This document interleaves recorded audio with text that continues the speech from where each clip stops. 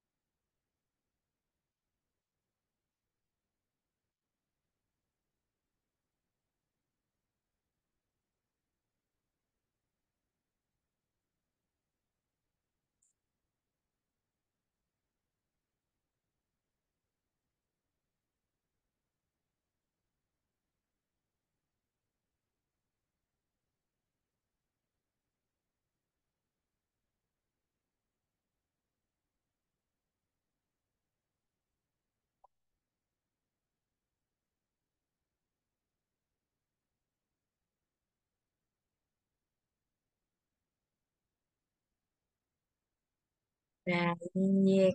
Peserta sudah menunjukkan angka 83 nih Bapak dan Ibu.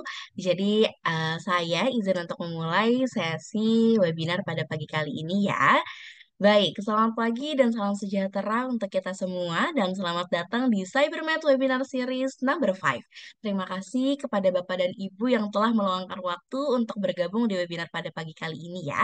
Semoga Bapak dan Ibu selalu diberikan kesehatan dan juga semangat yang luar biasa tentunya. Perkenalkan, nama saya Nur Fatihatu Sakinah. Bapak dan Ibu bisa memanggil saya Fatih. Saya bagian dari tim marketing CyberMed nih.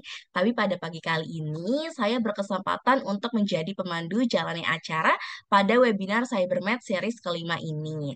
Lalu tidak lupa saya juga didampingi oleh rekan saya yaitu Mbak Hastin Lia yang akan bertindak sebagai moderator untuk keseluruhan acara.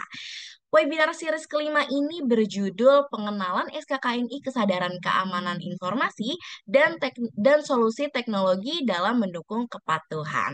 Saat ini, kepatuhan terhadap standar keamanan informasi menjadi kunci penting nih dalam melindungi data dan juga aset perusahaan dari berbagai ancaman cyber.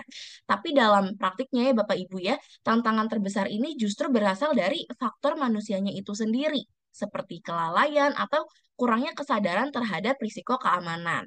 Nah, melalui webinar ini kita akan mengenal lebih dalam lagi tentang SKKNI Kesadaran Keamanan Informasi sebagai panduan kita nih untuk meningkatkan kesadaran dan juga kepatuhan di lingkungan kerja.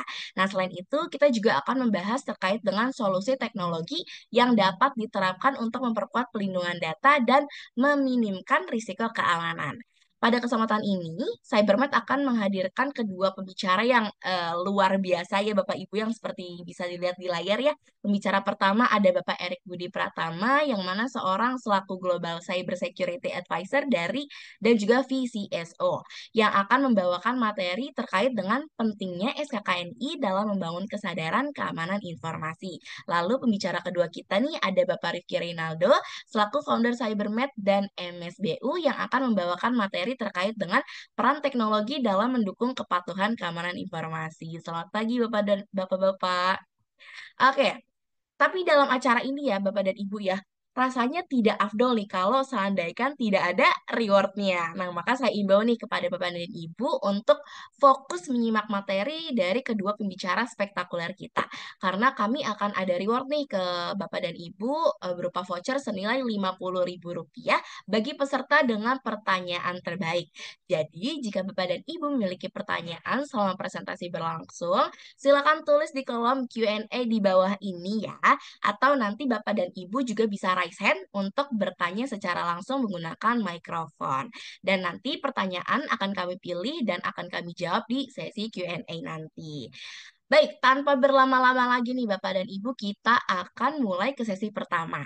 Tapi sebelum itu, izinkan saya untuk membacakan sedikit resume dari Bapak Erik Budi Pratama. Pak Erik merupakan praktisi dengan pengalaman 10 tahun di bidang IT advisory, cyber security, dan juga pelindungan data pribadi atau PDP, dan juga AI governance. Pak Erik memiliki pengalaman kerja di global consulting company seperti EY, PwC, KPMG, dan juga Deloitte. Pak Erik telah membantu banyak nih ke perusahaan-perusahaan tersebut, baik dalam negeri ataupun luar negeri ya Bapak dan Ibu. Selain itu, Pak Erik juga pernah menjadi independent advisory untuk IT dan juga risk management di SRO, pasar modal, dan juga cyber security advisor di salah satu konglomerasi terbesar di Indonesia. Pak Erik juga memiliki beberapa sertifikasi PDP internasional seperti CIPP, CIPM, FIP, dan juga beberapa sertifikasi di bidang keamanan informasi. Nah, saat ini Pak Erik menjalankan amanah sebagai Wakil Ketua Komite Tetap untuk Kecerdasan Artifisial atau AI dan juga pelindungan data pribadi di Kamar Dagang dan Industri atau Kadin Indonesia. Selain itu, Pak Erik juga aktif nih di berbagai asosiasi seperti International Association of Privacy Professional atau disingkat dengan IAPP, lalu juga aktif dalam Asosiasi Praktis Pelindungan Data Indonesia atau APPDI, dan juga sebagai Dewan Pakar di Asosiasi PDP untuk sektor jasa keuangan atau Findanet. Nah, Pak Erik juga berkontribusi sebagai independent advisor untuk beberapa lembaga pemerintah seperti Kementerian Komunikasi dan Digital atau Komdigi, Dewan Pertimbangan Presiden atau One Team Press, dan juga Kantor Staf Presiden atau KSP. Masya Allah, tabarakallah sekali ya pengalaman Pak Erik ini. Dan dalam sesi ini Pak Erik akan membahas topik pertama nih mengenai SKKNI dalam membangun kesadaran keamanan informasi. Juga terkait dengan tujuannya, manfaatnya, dan juga bagaimana SKKNI ini dapat membentuk budaya keamanan. Oke, tanpa berlama-lama lagi, saya persilakan kepada Bapak Erik Budi Pratama untuk memaparkan materinya. Silakan Pak Erik. Ya, terima kasih Mbak Fatih. Ya, selamat pagi Bapak Ibu sekalian. Ya, terima kasih sudah berkenan bergabung ya dengan event kami. Mungkin pada event kali ini memang kebetulan ya kami berdua duet lagi ya. Mungkin Bapak Ibu yang sering udah mengikuti 5 seri ya, 5 seri webinar kami. Mungkin Mas Rizky selalu nongol nih ya. Gitu. Semoga nggak bosen ya. Gitu. Dan juga saya mungkin di 2 webinar pertama sama yang sekarang ketiga berarti ya. Itu kami yang nongol terus nih gitu. Ya, insya Allah nanti ke depan kami akan undang juga pembicara-pembicara lain yang juga nggak kalah ini ya, nggak kalah keren lah seperti itu ya. Nah, karena topiknya sekarang berkaitan dengan SKKNI, kesadaran keamanan informasi, yang dimana ini memang SKKNI ini salah satu ya, salah satu eh, publikasi pemerintah yang jadi concern kami juga nih. Kenapa? Karena kami memang fokus di security awareness gitu, sehingga SKKNI security awareness ini menjadi salah satu hal yang sangat penting buat kami sebenarnya karena di sana terdapat semacam standar gitu ya untuk kalau misalnya nih Bapak Ibu di perusahaan yang sudah cukup mature terutama itu ingin membangun tim untuk security awareness. Nah, karena yang dari pengalaman kami Bapak Ibu kebetulan kami di salah satu proyek kami ya itu membantu salah satu perusahaan besar cukup sangat besar lah perusahaannya itu mereka sampai punya tim security awareness sendiri dedicated. Nah, SKKNI itu mengatur perihal kompetensi tersebut. Nah, tapi bagi Bapak Ibu yang mungkin belum memiliki mungkin ruang atau resource untuk bisa membuat tim untuk security awareness, nggak masalah. Yang penting kita bisa belajar konsep-konsep dari security awareness itu sendiri. Ya, jadi kayaknya security awareness ini kayaknya simpel lah sebenarnya. Cuma kalau kita telusuri itu tidak terlalu simpel juga gitu. Jadi butuh effort yang cukup besar. Gitu ya. Nah, kalau kita bicara statistik, mungkin kita tahu nih di Indonesia itu cukup banyak ya kasus kebocoran data. Makanya sengaja saya nggak cantumkan di sini. Takutnya kalau saya cantumkan di sini, nanti slide-nya kepenuhan gitu ya, karena terlalu banyak, Bapak Ibu. Makanya saya coba ambil dari secara global saja, hasil ini ya, statistik dari yang terkenal sebenarnya dua gitu ya, yang saya biasanya acu. Pertama, risetnya dari Verizon dan IBM. Nah, si Verizon ini dan IBM setiap tahun merilis riset, di mana tahun kemarin Verizon ini mengeluarkan Database Investigation Reports gitu yang terbaru. Nah, di sana kita bisa ambil kesimpulan bahwasanya phishing itu masih yang tertinggi gitu. Jadi salah satu threat yang menjadi concern banyak perusahaan, yang di mana kita udah invest banyak-banyak ke suatu teknologi ya, ternyata karyawan kita yang jebol gitu ya. Dan itu apa ya, trennya meningkat gitu ya. Nah, kemudian dari riset terbaru itu 68% breach itu mengapa dikarenakan karena human error. Nah, ini memang menurun ya. Kalau di 2023 itu 73% kalau nggak salah, atau 76%, saya nggak lupa. Pokoknya di atas 70%. Nah, sekarang jumlahnya ini menurun gitu. Berarti kan secara global sebenarnya ya mungkin ada peningkatan gitu, atau mungkin ada jenis attack lain yang sedang naik daun sehingga mengurangi persentase dari human error seperti itu. Nah, dari hasil risetnya ternyata kita itu hanya butuh 21 detik ya untuk seseorang itu ngeklik phishing link gitu. Jadi ketika dapat email, phishing berarti lewat email biasanya ya, phishing itu nggak nyampe, mungkin nggak nyampe setengah detik gitu, setengah menit itu kita ngeklik gitu ya. Nah, terus eh, 28 detik itu rata-rata memasukkan informasi sensitif. Berarti kalau kita misalnya dapat email, kita baca dulu mungkin kan, oh ini kayaknya meyakinkan nih. Terus kita klik, itu 21 second maksimal. Terus eh, ketika ada page, kita butuh waktu 28 detik untuk mengisi itu ya. Itu dari risetnya si Verizon. Kemudian memang targetnya peretas itu kebanyakan personal data, data pribadi. Makanya di awal seriesnya awal webinar kita itu kan kita bahas tentang waktu itu PDP ya seperti itu. Karena memang triggernya itu adalah karena sekarang serangan itu menarget data pribadi ya, makanya banyak data yang bocor.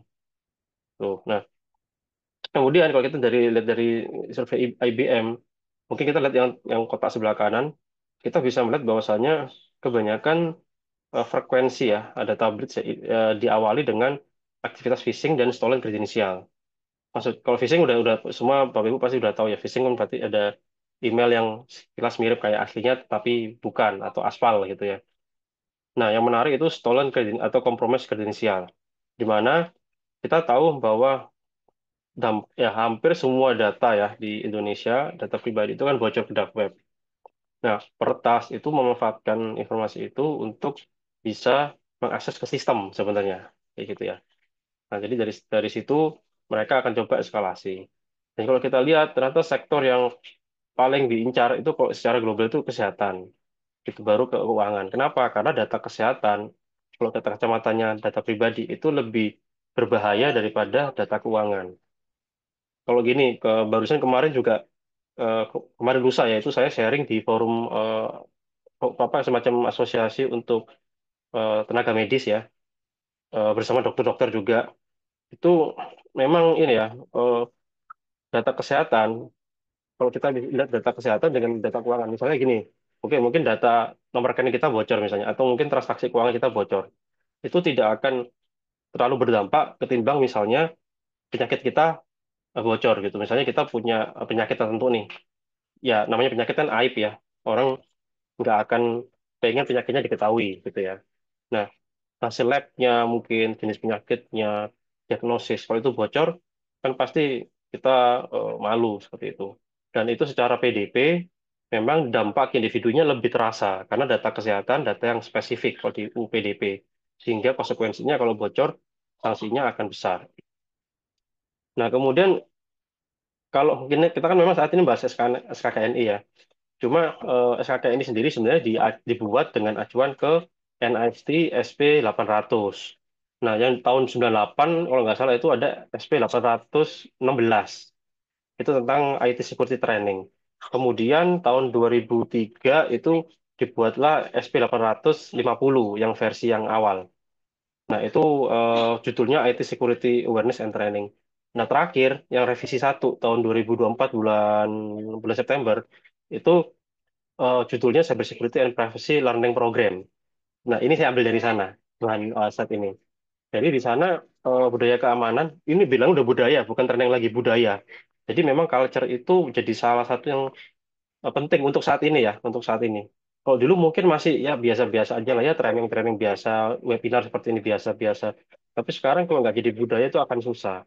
Kenapa? Karena Gen Z, Gen Alpha yang mungkin ke depan akan memimpin negeri ini lah gitu ya. Itu mereka kan sudah dari kecil ya, mungkin dari baru brojol pun udah ini ya, udah terpapar dengan teknologi, dengan internet. Nah, jadi itu jadi makanya budaya itu harus dibangun dari dini, sejak dini dan dari rumah gitu ya. Karena kalau dibangun di perusahaan kadang kita udah terlambat, walaupun kita tetap harus lakukan itu.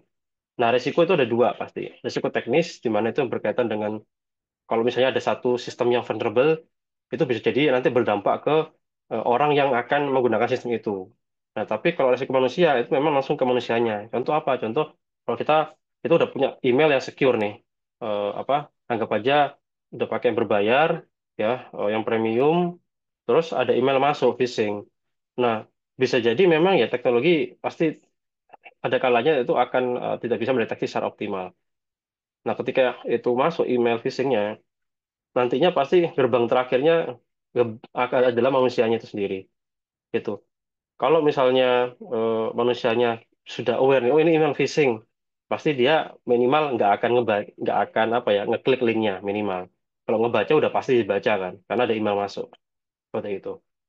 Nah itu dari sisi culture keamanan siber dan privasi. Nah setelah siklus hidupnya atau life cycle-nya, eh, ini saya ambil juga dari NIST SP850. Jadi ada 4 tahap yang umum sebenarnya. Pertama, kalau kita punya program kesadaran, pasti ada perencanaan. Nah, perencanaan itu yang paling penting basicnya itu adalah kebutuhan. Kita harus tahu kebutuhan. Makanya kalau di teman-teman di bagian learning ya, itu sebenarnya mirip lah. Di bagian learning di HR itu ada namanya training need analysis. Nah, ini juga di project yang kami lakukan sekarang itu juga melakukan itu. Jadi kita mengidentifikasi kebutuhan training itu apa. Oh, tim IT security butuh ini, tim risk management butuh ini, tim fraud butuh ini, nanti tim apa HR butuh ini. Nah, kita identifikasi dulu kebutuhannya. Baru nanti kita bikin strateginya. Tentunya harus selaras sama budaya organisasi, sama tujuan bisnisnya ya. Jadi nanti kita harus tahu dulu nih arah ke depan perusahaan seperti apa, pengembangan sistemnya, arahan dari manajemen. Nah, baru nanti kita selaraskan gitu ya. Pendekatannya again ya sama seperti pendekatan perencanaan pada umumnya, yaitu top down dan bottom up. Jadi dari top down kita lihat dari atas ke bawah, terus dari bawah ke atas.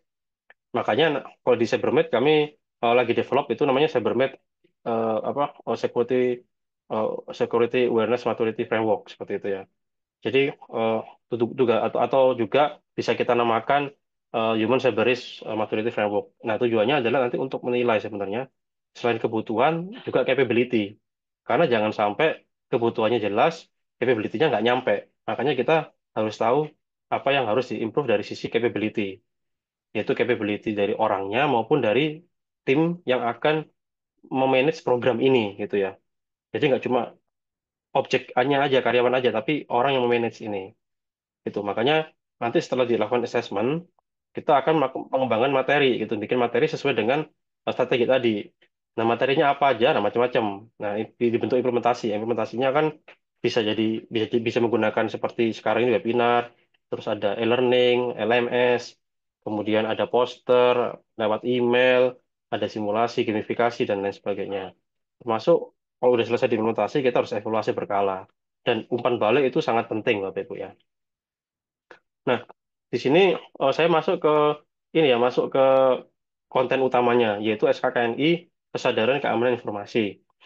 Nah, SKKN ini terdiri dari 12 elemen kompetensi. Pertama, secara umum kita lihat dulu nih, tujuannya apa SKKN ini? Tujuannya adalah, nah ini udah saya bold ya, mengurangi risiko. Ya, keamanan informasi sesuai dengan prinsip dasar keamanan. Nah, prinsip dasar keamanan adalah CIA ya, confidentiality, integrity, availability. Ya, kerahasiaan, integritas, sama ketersediaan. Dengan meningkatkan kesadaran. Jadi kita itu pengen ngurangin resiko cyber dengan meningkatkan kesadaran karyawan. Nah, mungkin Bapak Ibu yang teman-teman IT biasanya kan dengan teknologi nih. atau teman-teman GRC dengan proses atau tata kelola. Nah, sekarang hari ini kita fokusnya mengurangi risiko dengan meningkatkan kesadaran karyawan gitu ya, baik itu yang karyawan internal, vendor maupun syukur-syukur bisa sampai ke nasabah seperti itu. Nah, karena di sini ditulis masyarakat terkait gitu, berarti kan publik juga gitu ya.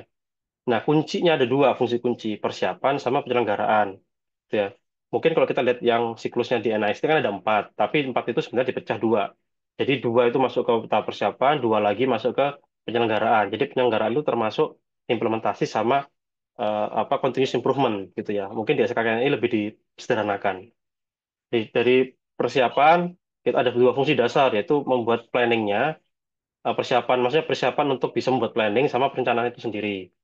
Nah, di tahap penyelenggaraan itu berarti kita melaksanakan program, yaitu kita bikin kontennya, mendeploy konten. Terus kalau pakai tools ya, rata-rata klien kami itu pakai tools atau platform Cybermate. Jadi kita biasanya prepare dulu user-usernya, kita onboard, terus kita assign learning-nya, kita bikin time frame untuk phishing assessment-nya yang secara otomatis, dan lain sebagainya. Nah, kalau itu udah kita lakukan, nah rata-rata memang program ini berjalannya rata-rata antara 9 bulan sampai 12 bulan biasanya, tergantung perusahaan maunya berapa lama. Tapi saran kami sih kalau bisa setahun, jadi biar setiap tahun itu ada ukurannya nanti. Karena kan kita perlu evaluasi ya. Dan next setelah kita lakukan eh, eksekusinya, evaluasi, baru kita bikin improvement. Di tahun depan apa yang harus diimprove gitu ya. Makanya kuncinya adalah matrix gitu. Nah, sebenarnya untuk detailnya ini saya ada dua slide menjelaskan detail. Mungkin saya akan overview sekilas ya, karena cukup banyak sebenarnya kalau kita ulas. Nah, jangan khawatir, ini nanti materi akan di-share sebenarnya, dan Bapak Ibu bisa lihat di YouTube-nya Cybermed nanti, kalau memang misalnya tidak sempat ikut di awal ya, gitu. Atau ingin review materinya. Wih, jadi yang pertama itu merumuskan dasar. Merumuskan dasar itu kompetensinya, yaitu kita harus mengembangkan tujuan programnya, terus mendefinisikan ruang lingkup. Nah, prakteknya gimana? Contohnya gini, oke tujuannya awareness tahun ini apa nih? Yang kita kejar misalnya, oh untuk mengurangi serangan ransomware misalnya. Kan ransomware kan sekarang cukup banyak ya, dan menyerang karyawan. Nah, mungkin fokusnya misalnya ke sana. Atau mungkin ada titipan nih, Pak, teman-teman risk boleh dong buat memitigasi resiko untuk misalnya resiko operasional bisnis gitu ya. Diselipin di sana bisa. Terus teman-teman fraud gitu. Misalnya fraud pengen mengurangi potensi fraud di perusahaan. Nah, itu juga kadang. Nah, itu bisa juga. Nah, jadi kita harus tentukan tujuan sama skopnya nanti apa. Kemudian kita lihat resikonya. Risiko itu maksudnya risiko pelaksanaannya, Bapak Ibu. Jadi kalau misalnya, wah kita mau bikin skop ini, risikonya apa aja nih? Misalnya risikonya programnya akan terlambat, atau ternyata awareness karyawan itu masih rendah, atau ternyata ada risiko karena karyawan mungkin jarang buka email, fisik emailnya nggak kebaca. Nah, itu harus kita identifikasi. Nah, ada juga perusahaan yang, oh kita itu kebanyakan agen-agen di daerah. Mereka cuma pegang HP, cuma buat transaksi aja. Nah, itu gimana nanti cara ngasih awareness-nya? Nah, itu bagian tadi penilaian risiko juga, gitu ya. Nah, nanti baru kita tahap berikutnya menganalisis kebutuhan. Nah, kita udah tahu kondisinya, masalahnya apa. Nah, kita bikin target-targetnya dulu nih. Untuk yang karyawan yang di lapangan gimana, di head office gimana. Kalau ada juga yang spesifik, Bapak Ibu, misalnya teman-teman SR gimana, di bagian risk gimana, bagian sales gimana, nah itu bebas ya, tergantung masing-masing perusahaan. Nanti kita inventarisasi ya, kita inventarisasi kebutuhannya apa, nah nanti baru kita susun strateginya, termasuk materinya. Karena materi awareness ini banyak, Bapak Ibu, nggak cuma poster segala macam. Mungkin Mas Rifki udah sering jelaskan ya di sesi-sesi sebelumnya. Yang dilakukan Cybermed itu apa aja. Cuma itu ada banyak, nggak cuma itu sebenarnya. Cuma memang di materi kali ini nggak bisa kami diskusi dulu, karena kami sebenarnya lagi mengerjakan integrated security awareness program ya, cukup besar. Itu melibatkan banyak resource, dan nggak cuma digital, tapi sampai ke fisik, yang bikin event, kita mengadakan semacam training, tabletop dan lain sebagainya, pokoknya lengkap, paket lengkap gitu. Nah, berikutnya kalau kita udah tahu sumber daya planning, baru kita bikin KPI. Itu jangan lupa KPI-nya itu harus kita tulis per jenis medianya. Misalnya kita kalau mau poster apa sih kayak yang kita apply, kalau pakai phishing tools apa sih yang mau dicapai, kalau misalnya model video learning apa yang mau dicapai, kalau LMS apa yang mau dicapai, itu kita harus jabarkan detail. Jadi jangan cuma, oh karyawan oh, berkurang apa meningkat awareness-nya atau berkurangnya serangan phishing itu terlalu generik, nggak nampol lah istilahnya gitu. Nah, even kalau di platformnya CyberMed sendiri, kami ada kayak semacam skor resiko. Nah, mungkin Mas Rifki waktu itu sempat jelaskan gitu ya, sempat di sesi sebelumnya dan sesi ini harusnya ditunjukkan contohnya seperti apa. Nah, itu bisa dipakai, cuma kan itu hanya angka gitu ya. Nah, kita harus lihat apakah skop di sana, di perhitungan platform kami, apakah memang sudah mewakili gitu kan, itu belum tentu. Jadi kita harus gabungkan dengan indikator-indikator lain yang kita susun. Makanya kalau saya bermit sendiri, selain orang mungkin taunya platform, tapi sebenarnya kami itu mengembangkan yang framework, metodologi, juga konsultansi untuk end-to-end ya, dan integrated security awareness program. Nah, kemudian kalau udah ada indikatornya, kita bikin tadi ya, planning secara detail, timeline, PIC, dan lain sebagainya, termasuk konten, topik-topiknya, detail, misalnya bulan ini mau ngapain, topiknya apa. Nah, itu kami nggak cuma ini, Bapak Ibu, nggak cuma bicara aja gitu. Kami sudah walk the talk gitu. Jadi even di internal pun di internal MSWU ya gitu ya, sebagai PT yang menaungi ini Cybermed itu dilakukan secara konsisten dan terukur serta detail. Bahkan di balik layar gitu kita punya list ya. Hari ini mau publikasi apa, nanti minggu depan mau awareness apa, phishingnya mau apa. Nah, itu kita udah targetkan secara lengkap sampai beberapa bulan ke depan. Gitu. Jadi nggak yang ad hoc seperti itu ya. Nah, itu nyambung ke tadi ya, ke topik. Topiknya kita udah susun, terus kita susun metodenya. Nah, nanti saya jelaskan Bapak Ibu ya di slide yang lain, metodenya seperti apa. Nah, kalau udah metodenya jelas, baru kita mempersiapkan programnya, gitu, implementasinya. Setelah program berjalan, maka kita harus mengawasi, memantau. Gitu, memantau kan pasti kita harus ada ukurannya, ada KPI-nya, makanya harus dipantau secara berkala. Terus semua jangan lupa didokumentasikan, apapun eventnya. Karena itu sebagai bukti nanti kalau misalnya ada audit. Nah, terus kalau udah dikumpulkan semua bukti pendukungnya, kita baru mengukur seberapa tingkat keberhasilan. Misalnya kita bikin KPI gini, oke untuk phishing kita apa KPI-nya adalah 90% karyawan apa namanya mendapatkan emailnya. Terus targetnya eh, misalnya tahun lalu kita yang kena phishing 30% karyawan kena. Nah, kita kurangin 20%. Nanti tahun depan kita kurangi jadi 10%. Jadi bertahap gitu ya. Terus kalau misalnya masalah learning, tahun lalu dari 100% hanya 95% karyawan yang menyelesaikan training. Oke, tahun ini berarti kita tingkatkan. Kalau bisa mungkin 98% kayak gitu, atau bahkan 100%. Nah, itu harus kita ukur gitu. Karena kita kan nanti harus melakukan ini ya, rekomendasi gitu ya. Ini apa yang kurang, apa yang harus diperbaiki untuk tahun depan. Karena kita harus tanggung jawab ke manajemen juga akan melaporkan bagaimana progresnya gitu itu. Dan terakhir tadi ya komunikasi itu penting, terutama ke nanti ke orang yang mendanai program kita yaitu ke manajemen seperti itu. Termasuk nanti kita kan nampung feedback. Nah, kita nanti jadikan itu bahan untuk improvement di tahun berikutnya. Nah, strateginya seperti apa? Ini secara umum aja ya Bapak Ibu ya, ada tiga. Detailnya sebenarnya kami punya gitu. Pertama, kita menggunakan multi channel. Ini saran kami. Multi channel maksudnya gimana? Jadi ada tiga jenis secara umum minimal ya. Pertama kita bikin pelatihan berbasis teori. Misalnya bikin seminar, webinar, workshop, pelatihan online atau offline, bikin yang apa, pokoknya pelatihan-pelatihan yang relevan dengan keamanan informasi. Nah, kalau bicara bicara topik, nah sebelah kiri kami berikan contoh. Ini saya ambil dari Fortinet Training Institute. Cuman bagus, mereka bikin publikasi terkait dengan security awareness. Nah, di situ ada beberapa topik yang paling banyak dipilih. Ya, kita bisa lihat bahwa saya tren sekarang itu arahnya ke data security atau privacy, Bapak Ibu. Jadi makanya sekarang permintaan untuk data privacy security itu udah makin banyak. Dan di modul learning-nya CyberMed pun by default kami sudah buatkan untuk modul data privacy seperti itu ya. Termasuk security dan lain sebagainya yang ada di sebelah kiri. Itu semua udah ada. Hampir semua ya, gitu ya. Yang top itu udah ada semua. Nah, kemudian kalau teori kan bosan ya teori aja. Nah, berikutnya kita bikin simulasi. Bisa bikin phishing, social engineering, mungkin pakai SMS missing atau voice pakai phishing. Kemudian kita bikin tabletop, itu bisa, atau cyber drill.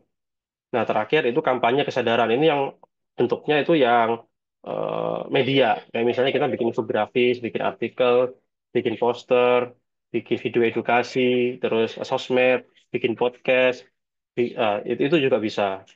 Nah, berikutnya itu yang sekarang banyak diminta oleh klien kami itu gamification. Yaitu misalnya kita bikin kuis, leaderboard, dan penghargaan awards gitu. Nah, leaderboard sama sama awards ini sudah diterapkan secara konsisten di internal kami. Gitu. Jadi MSBU itu secara berkala kita ukur ya gitu awareness dari karyawan dan nanti karyawan yang nilainya paling tinggi nanti di akhir periode akan mendapatkan bonus gitu. Jadi ada rewardnya. Nah, rewardnya apakah berupa uang ya salah satunya atau yang lainnya itu terserah dari Bapak Ibu sekalian. Jadi ini memancing kita untuk bisa berkompetisi ya gitu. Wah, ini harus bagus nih gitu. Nah, terakhir KPI. KPI juga kami udah susun ya internal. Termasuk di klien-klien yang butuh program ini, udah pasti kita kasih KPI, nggak mungkin nggak ada KPI-nya. Dan yang paling penting adalah survei ke pengguna, seperti itu. Nah, ini faktor, setelah saya yang terakhir ya. Jadi faktor sukses programnya, sorry, itu pertama tentunya ada dukungan manajemen. Ya, itu pasti di mana-mana. Karena kalau manajemen nggak setuju, itu akan susah. Nah, ini juga saya berbagi pengalaman ya. Di salah satu perusahaan, itu kami pernah menawarkan platform. Tapi apa yang dikatakan? Oh, kalau platform aja mungkin manajemen nggak akan setuju. Kenapa? Karena ya dianggapnya itu buang-buang uang, tools kan gitu. Kita udah punya banyak tools IT security, kenapa harus beli tools lagi gitu ya? Jadi wasting gitu ya, buang-buang budget. Nah, oke, akhirnya kita ubah approach-nya. Kita membuat program peningkatan setahun dengan target pencapaian yang jelas terkait dengan resiko cyber karyawan. KPI-nya apa, yang dicapai apa, budgetnya berapa, potensi risiko bisa dikurangi berapa banyak. Nah, itu semua terukur. Nah, ketika disampaikan, ya itu diterima. Ya, jadi poinnya adalah kalau Bapak Ibu ingin menerapkan teknologi untuk membantu security awareness, jangan langsung sodorkan teknologinya tapi kita tawarkan programnya. Nah, teknologinya ngikut nempel di program, itu saran kami, dan itu udah kami lakukan. Tuh. Kedua, pendekatannya multi channel, tadi sudah saya sebutkan. Ketiga, gamifikasi. Sekarang trennya gamification, Bapak Ibu. Jadi, kalau nggak pakai itu, rasanya engagement dari karyawan akan kurang. Jadi, saran kami udah gamification, kita pakai. Nah, Mas Riffi harusnya di slide-nya itu ada menjelaskan contoh gamification yang dilakukan di internal kami. Itu ada nanti di-share. Kemudian yang penting ini masalah ini FOMO ya. Kita juga harus FOMO nih ya terhadap topik gitu. Jadi kalau ada topik apa kita harus ikuti. Jangan topik-topik yang jadul-jadul kita masukkan lagi. Kita ikutin trennya apa. Nah, contoh yang real yang kami lakukan. Contoh waktu kami bikin phishing phishing page ya. Kayak waktu itu lagi viral penipuan ini ya portal Cortex. Nah, kami bikin phishing page-nya. Kemudian ada misalnya Bapak Ibu misalnya oh di sini ada yang pakai Google Workspace, ada yang pakai Office 365. Nah, kami bikin phishing page-nya adalah terdapat malicious login ke sistem atau eh, karyawan X berbagi dokumen ke karyawan B. Nah, itu padahal itu sebenarnya phishing phishing page gitu. Jadi seolah-olah ada yang sharing file. Kan pasti dia akan klik kan gitu. Nah, padahal kalau dilihat sumber emailnya, dilihat dari pesannya, itu phishing sebenarnya. Karena kan minta kalau kata-katanya itu kita bikin agar mendesak. Nah, itu kan salah satu indikasi phishing kalau misalnya ada sesuatu yang mendesak. Ya, dan terakhir itu adalah KPI atau matrix yang sesuai dengan kebutuhan. Jadi bisa aja nanti pas di project, Cybermed ngasih KPI ini bisa aja, tapi itu KPI di tempat lain mungkin. Jadi harus kita sesuaikan dengan kebutuhan dari organisasi Bapak Ibu sekalian. Nggak bisa di copy paste. Ya mungkin sebagian bisa, tapi pasti ada penyelarasan gitu ya. Nah, ini saya terakhir juga untuk sedikit ini ya mengajak gitu. Jadi kami itu punya inisiatif namanya Human Risk Management Institute. Jadi semacam COI-nya untuk security awareness. Memang ini masih awal, masih baru Bapak Ibu ya. Kami masih sangat baru sebenarnya. Tapi Bapak Ibu sendiri bisa lihat nanti di blog di website kami di HRMI itu eh, ak- hampir setiap hari itu kami membuat artikel. Hampir setiap hari ya saya bilang. Jadi kami itu udah nge-planning artikel sampai sebulan ke depan itu apa dan setiap hari kami tulis artikel. Belum kita hitung yang di Instagram Reels, belum yang di LinkedIn Post, sama di YouTube gitu. Itu YouTube awalnya Reelsnya nggak ada mas ya, cuma karena saya tuh nggak pakai Instagram jadi saya minta dibuatkan di YouTube biar enak gitu. Nah di YouTube dibikinkan gitu ya. Nah jadi itu mungkin yang bisa saya sampaikan. Silakan nanti Bapak Ibu jika ingin bertanya kita bertanya di sesi Q&A nanti setelah sesinya Mas Rifki. Mungkin itu bisa saya sampaikan. Terima kasih Bapak Ibu. Selamat ya menikmati sesi ini. Terima kasih banyak ya Pak Erik ya atas pemaparannya yang sangat insightful tentunya. kita bisa ambil atau kita bisa petik nih poin penting dari materi yang disampaikan oleh Pak Erik itu terkait dengan gimana sih SKKN ini dapat membentuk budaya keamanan informasi di organisasi.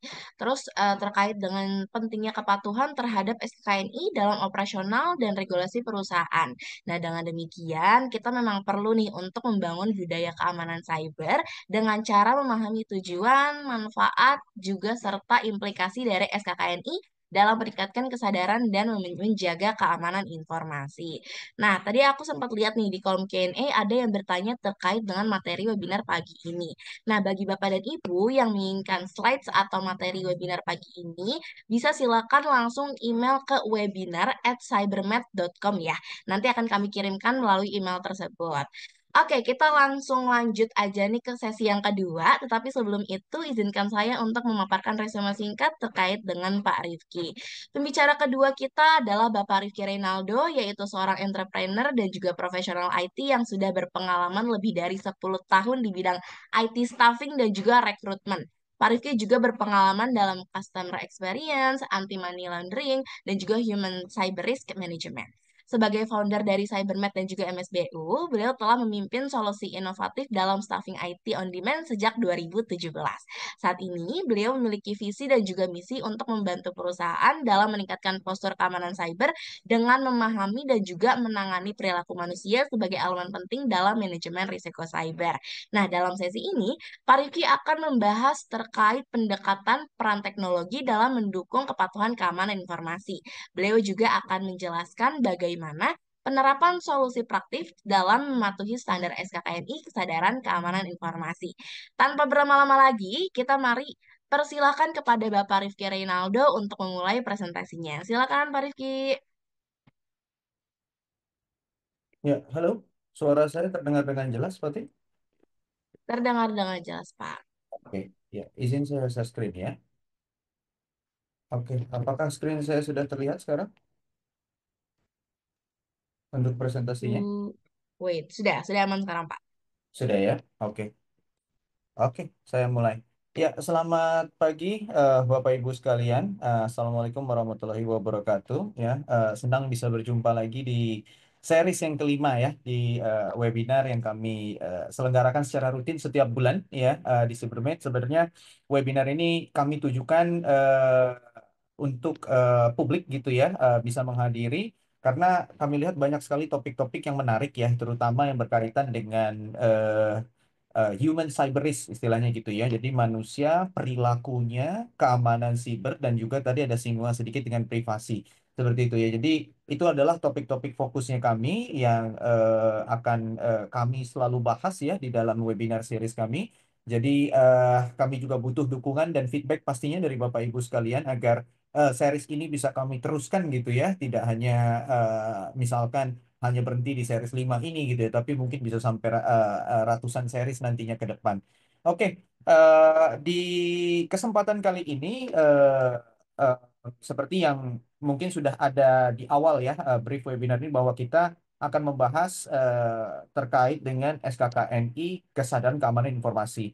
Ya, lalu tadi dari Pak Erik juga sudah istilahnya mendetailkan gitu ya apa latar belakang dari SKKNI ini, lalu juga bagaimana cara penerapannya gitu ya secara high level dan sebagainya. Nah, selanjutnya adalah bagian saya sebenarnya untuk menjelaskan yang lebih istilahnya lebih deep dive-nya lagi gitu ya, lebih praktisnya lagi sesuai dengan apa yang kami lakukan as a company gitu ya kepada klien-klien kami gitu ya. Jadi kami ingin berbagi juga pengalaman gitu ya Bapak Ibu sekalian. Jadi nanti jika ada hal-hal terkait yang berkaitan dengan materi saya ingin ditanyakan, silakan bisa ditanyakan pada sesi Q&A seperti itu. Ya, jadi mungkin saya kasih tagline-nya itu sebagai solusi saja gitu ya, solusi praktis untuk organisasi. Walaupun di dalamnya nanti mungkin ada solusi teknologi, ada solusi istilahnya berbasis professional services, it's okay gitu ya. Tapi kita harapkan apa namanya solusi yang kami sampaikan ini merupakan salah satu langkah praktis lah gitu yang Bapak Ibu dapat jalankan gitu ya demi membangun kesadaran keamanan informasi berbasis SKKNI yang telah kita miliki seperti itu. Oke, Jadi outline yang akan saya sampaikan sebenarnya tidak banyak ya Bapak Ibu sekalian, terutama mengenai bahasan SKKNI menurut saya tadi sudah secara detail dibahas oleh Pak Erik gitu. Jadi saya hanya ingin mensummarize saja gitu ya. Lalu sedikit mengenai tantangan penerapan, lalu juga fokus di sisi solusi ya praktis bagi organisasi dari kacamata kami atau dari perspektif kami. Lalu nanti kami ada sharing juga mengenai studi kasus ya dari apa yang kami lakukan berkaitan dengan ini, lalu ada sedikit key takeaways ya dari materi yang saya sampaikan. Oke, sebelum ke sana Bapak Ibu sekalian, izin perkenalkan kami Cybermate as a brand, as a company gitu ya. Kami memang melihat bahwa tadi gitu ya, human cyber risk ini merupakan sektor yang cukup menarik buat kami gitu ya, karena memang ada beberapa mungkin penyedia-penyedia yang secara tidak langsung atau secara langsung ya memiliki solusi atau mungkin servis terkait gitu ya. Tapi yang benar-benar spesialis fokus memperhatikan ini tidak menyinggung sana sini gitu ya. Itu kami lihat sangat jarang sekali. Makanya kami masuk gitu ya di bidang ini gitu ya dengan harapan adalah bahwa risiko ya cyber yang berkaitan dengan manusia itu tidak kalah penting dari yang berkaitan dengan teknologi sebenarnya Bapak Ibu sekalian gitu ya. Jadi ada baiknya untuk kita perhatikan juga lalu kita mitigasi dengan solusi-solusi yang memungkinkan untuk saat ini seperti itu ya. Oke, saya masuk ke penjelasan pertama tadi mengenai sedikit kesimpulan ya dari unit kompetensi yang ada di dalam SKKNI Kesadaran Keamanan Informasi. Jadi SKKN ini kalau nggak salah sih disahkan pada tahun lalu ya 2024 seperti itu. Jadi di dalamnya itu ada 12 unit kompetensi Bapak Ibu sekalian. Mulai dari bagaimana cara kita merumuskan dasar program kesadaran keamanan informasi gitu ya. Bisa dari salah satu metodenya mengembangkan kebijakan mungkin gitu ya. Lalu juga melakukan penilaian risiko pelaksanaan dari program tersebut gitu ya. Bisa dilakukan melalui simulasi gitu ya. Tidak harus simulasi phishing sebenarnya tapi yang mungkin simulasi ancaman jadi kita bisa nilai risikonya. Lalu juga di situ juga didetailkan gitu ya mengenai bagaimana cara melakukan analisis kebutuhan program kesadaran informasi. Karena sebelum kita bisa eksekusi programnya, kita harus tahu dulu kebutuhannya dan itu harus ada analisisnya. Caranya bagaimana? Macam-macam bisa dilakukan melalui survei, wawancara, diskusi, focus group discussion gitu ya dengan para stakeholders terkait gitu ya. Lalu yang keempat, merumuskan indikator keberhasilan program gitu ya. Ini tadi sudah dibahas juga mengenai KPI gitu ya. Lalu yang kelima, dokumen perencanaannya seperti apa yang cukup detail harusnya. Di situ ada target, metode eksekusinya, lalu juga evaluasinya seperti apa. Ya. Lalu untuk kompetensi yang nomor 6 itu menyusun kebutuhan materi program. Ini caranya juga berbagai macam ya sebenarnya. Intinya adalah di sini kita bisa menganalisis risiko organisasi terlebih dahulu agar kita bisa menyusun materi yang tepat ya dan juga aktual pastinya gitu. Jangan sampai kita tidak mengikuti tren gitu ya. Program sudah dirancang dengan bagus tapi trennya sudah tidak di situ dan itu yang dikampanyekan atau itu yang diprogramkan nampaknya kan kurang tepat gitu ya. Nah, lalu ada di sini mengembangkan materi kesadaran keamanan informasi. Jadi materi yang sudah ditentukan di perencanaan kita kembangkannya seperti apa. Apakah materi ini hanya cuma sekedar kayak kita e-learning gitu ya atau sosialisasi setiap bulan melalui Zoom gitu ya diundang semuanya kita undang pembicara seperti itu. Sebenarnya untuk delivery materi tersebut itu macam-macam caranya Bapak Ibu sekalian. Tidak harus selalu yang berbentuk tadi ya webinar atau e-learning, bisa juga dengan poster, gamification gitu ya atau apa namanya ada himbauan artikel gitu ya dan yang tentunya bisa kita ukur engagement ya dari karyawan terhadap materi-materi tersebut. Lalu penyampaiannya juga itu juga bebas gitu ya, bisa berbagai macam seperti pelatihan tatap muka, online, offline gitu ya, webinar atau seminar, workshop, micro learning, gamifikasi dan segala macam. Lalu yang kesembilan mengawasi tentunya program kesadaran keamanan informasi selama berlanjut. Jadi ini align dengan yang masalah KPI tadi ya, Bapak Ibu sekalian. Jadi kita sudah tentukan KPI di dalam perencanaan. Jadi ketika program ini berjalan dieksekusi, kita bisa monitoring secara berkala, gitu ya, metrik-metrik tersebut atau KPI-KPI tersebut. Lalu juga mengukur tingkat keberhasilan program. Ini juga dilandaskan dengan KPI tersebut, gitu ya. Tapi kita apa namanya bisa lakukan ini menggunakan assessment, gitu ya, yang berbasis kuantitatif agar bisa ada angka ukurannya, gitu ya, dan juga feedback dari peserta. Lalu dua yang terakhir menyusun rekomendasi perbaikan ya ini lagi-lagi tentu dari hasil evaluasi yang dilakukan kita bisa melakukan rekomendasi untuk bagaimana program ini dilakukan di tahun depan. Ya, lalu terakhir menyusun laporan kegiatan program yang sudah dijalankan seperti apa. Nah, jadi itu kurang lebih unit kompetensi lengkapnya ya yang tercantum di dalam SKKNI, Kesadaran Keamanan Informasi. Nah, saya masuk ke masalah tantangan. Tadi juga sebenarnya sudah sempat disinggung oleh Pak Erik gitu ya. Cuman saya bantu untuk summarize lagi. Jadi dari pengamatan kami ini, sebenarnya SKKNI ini bagus gitu ya. Kita udah punya standarnya. Jadi kalau kita mau bangun program program security awareness, oh inilah acuannya. Sebenarnya kan seperti itu gitu ya. Tapi yang jadi isunya pertama itu biasa adalah banyak yang tidak aware juga nih Bapak Ibu sekalian bahwa ada loh SKKNI Kesadaran Keamanan Informasi. Jadi ada gitu standar nasionalnya gitu kan kalau kita mau melakukan program security awareness ya itu yang pertama. Lalu yang kedua adalah ada masalah dengan yang namanya engagement. Ya, memang memang ini menarik sih Bapak Ibu sekalian karena engagement ini akan kembali lagi kepada tujuan program dari Bapak Ibu sekalian. Tujuan dasarnya apa? Menjalankan program ini hanya sekedar untuk memenuhi kepatuhan standar atau regulasi tertentu atau memang ingin membangun budaya. Karena kalau tujuannya hanya sekedar memenuhi standar, ya engagement ini nggak terlalu penting-penting sekali sebenarnya, gitu ya. Ya udah yang penting dilakukan. Misalkan ada webinar gitu ya, kita lakukan setiap bulan. Targetnya sih 2.000 karyawan, tapi yang hadir cuma 50, nggak apa-apa lah. Yang penting kan sudah, gitu ya, sudah kita lakukan, ada buktinya, ada recordnya, cukup untuk compliance. Nah, tapi kalau tujuannya Bapak Ibu sekalian ingin bangun budaya, sayang sekali model compliance seperti ini tuh akan sangat sulit gitu ya. Karena budaya tidak akan terbentuk kalau hanya sekedar mencari kepatuhan sebenarnya. Karena itu membutuhkan effort dan juga resource yang lebih dari itu gitu ya. Nah, lalu berikutnya kesulitan untuk mengukur karena mungkin ya tidak ada arahan metriknya apa ya gitu yang jelas dari setiap aktivitas yang dilakukan. Sebenarnya simpelnya adalah tadi juga udah dimention oleh Pak Erik gitu ya. Dari setiap kita udah tentukan perencanaan materinya udah jelas gitu ya. Tinggal ketika eksekusi itu KPI-nya apa. Contoh kalau misalkan kita mau sebarkan poster ke karyawan setiap bulan lah dengan topik yang berbeda-beda. Boleh gitu ya. Tapi jangan hanya sekedar disebar kalau bisa Bapak Ibu gitu ya. Harus ada cara yang jelas. Poster itu kan harapannya apa? Harapannya dilihat, dipahami gitu ya. Bisa misalkan kita track view-nya, ya kita track kira-kira berapa yang menanggapi. Atau poster ini mungkin dikirim dalam konteks seperti kayak kuis gitu ya. Jadi siapa yang bisa memberikan tanggapan terbaik atau yang menjawab terbaik itu misalkan bisa mendapat reward kayak gitu. Atau juga nanti disambung dengan ya ada kuis gamifikasi juga gitu ya setelah poster itu gitu. Jadi ini sebenarnya adalah cara-cara gitu ya untuk apa namanya kita bisa mengukur keberhasilan program tersebut.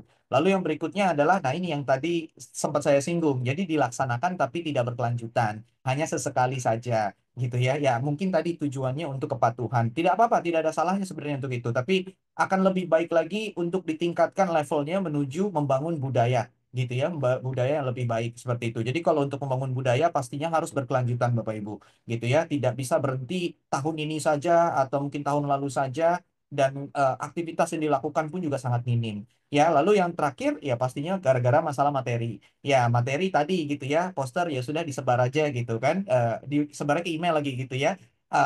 Yang mungkin mostly karyawan juga ada yang dia itu sangat operasional sekali, mobile sekali, jadi jarang buka email, nggak akan melihat poster itu juga. Jadi harus dipikirkan cara-cara bagaimana materi disampaikan dengan cara yang interaktif gitu ya dan juga efektif. Ya, setidaknya dibaca dan dipahami lah minimal seperti itu ya. Ditanggapi itu mungkin next levelnya. Seperti itu. Oke. Nah, solusinya dari kami seperti apa? Jadi Bapak Ibu sekalian, kalau di Cybermed sendiri, ya kami sebenarnya memang fokusnya di aplikasi, gitu ya. Jadi kami punya aplikasi namanya Human Risk Management. Jadi aplikasi ini adalah sebenarnya tools gitu ya untuk Bapak Ibu sekalian mendeliver program kesadaran keamanan informasi yang sudah dirancang menjadi lebih mudah. Contoh misalkan ada materi yang ingin dideliver melalui e-learning, oh sudah ada gitu ya, tinggal assign saja materinya sudah ada di platform kami dan sebagainya, segitu ya.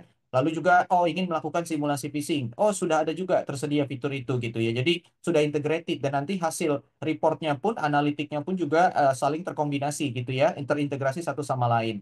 Jadi itu bisa dianggap sebagai tools untuk mempermudah. Tapi kalau berangkatnya dari tools, programnya tidak punya, ini yang jadi susah sebenarnya. Karena tools ini kan hadir sebenarnya untuk membantu program yang sudah dirancang. Nah, memang idealnya seperti itu. Tapi kalau misalkan Bapak Ibu sekalian juga merasa bahwa butuh expert gitu ya untuk mendeliver program ini gitu kan.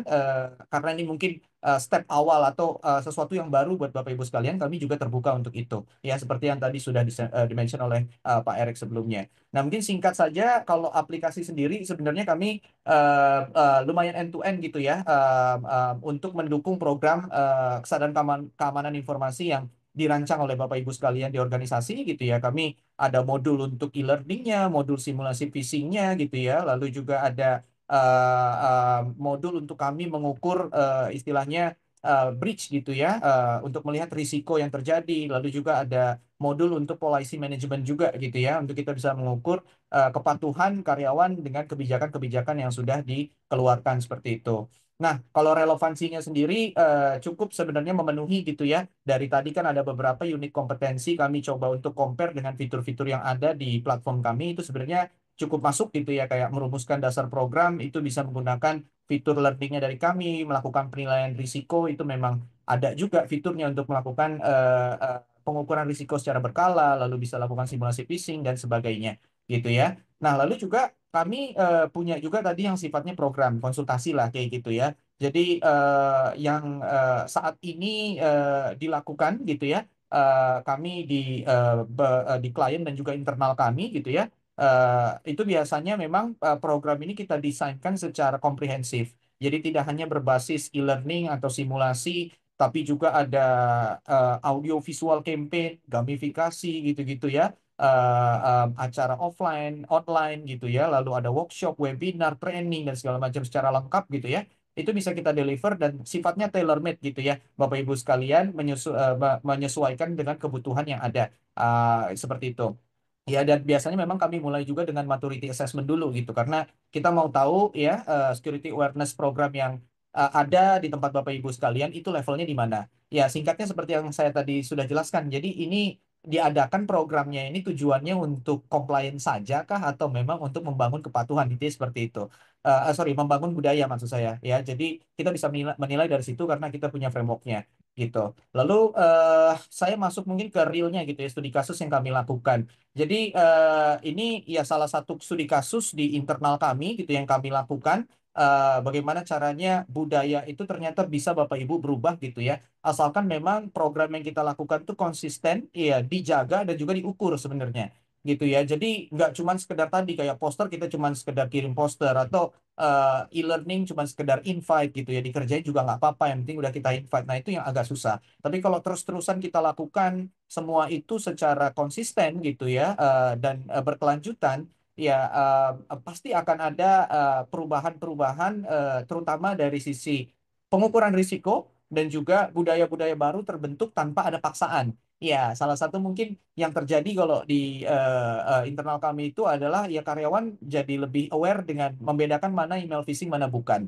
Tanpa kami instruksikan gitu ya, setiap simulasi itu terjadi penurunan terus nih compromise rate-nya seperti itu. Dan juga tahu bahayanya menggunakan let's say misalkan free wifi dan juga free VPN. Tanpa kita kasih tahu juga gitu ya dari awal, jangan pakai free wifi, hati-hati kayak gitu. Ya harus lihat-lihat dulu. Oh, jangan sembarangan install VPN gratis gitu ya. Itu udah terbangun sendiri kesadarannya Bapak Ibu sekalian. Nah, detail yang kami lakukan gitu ya.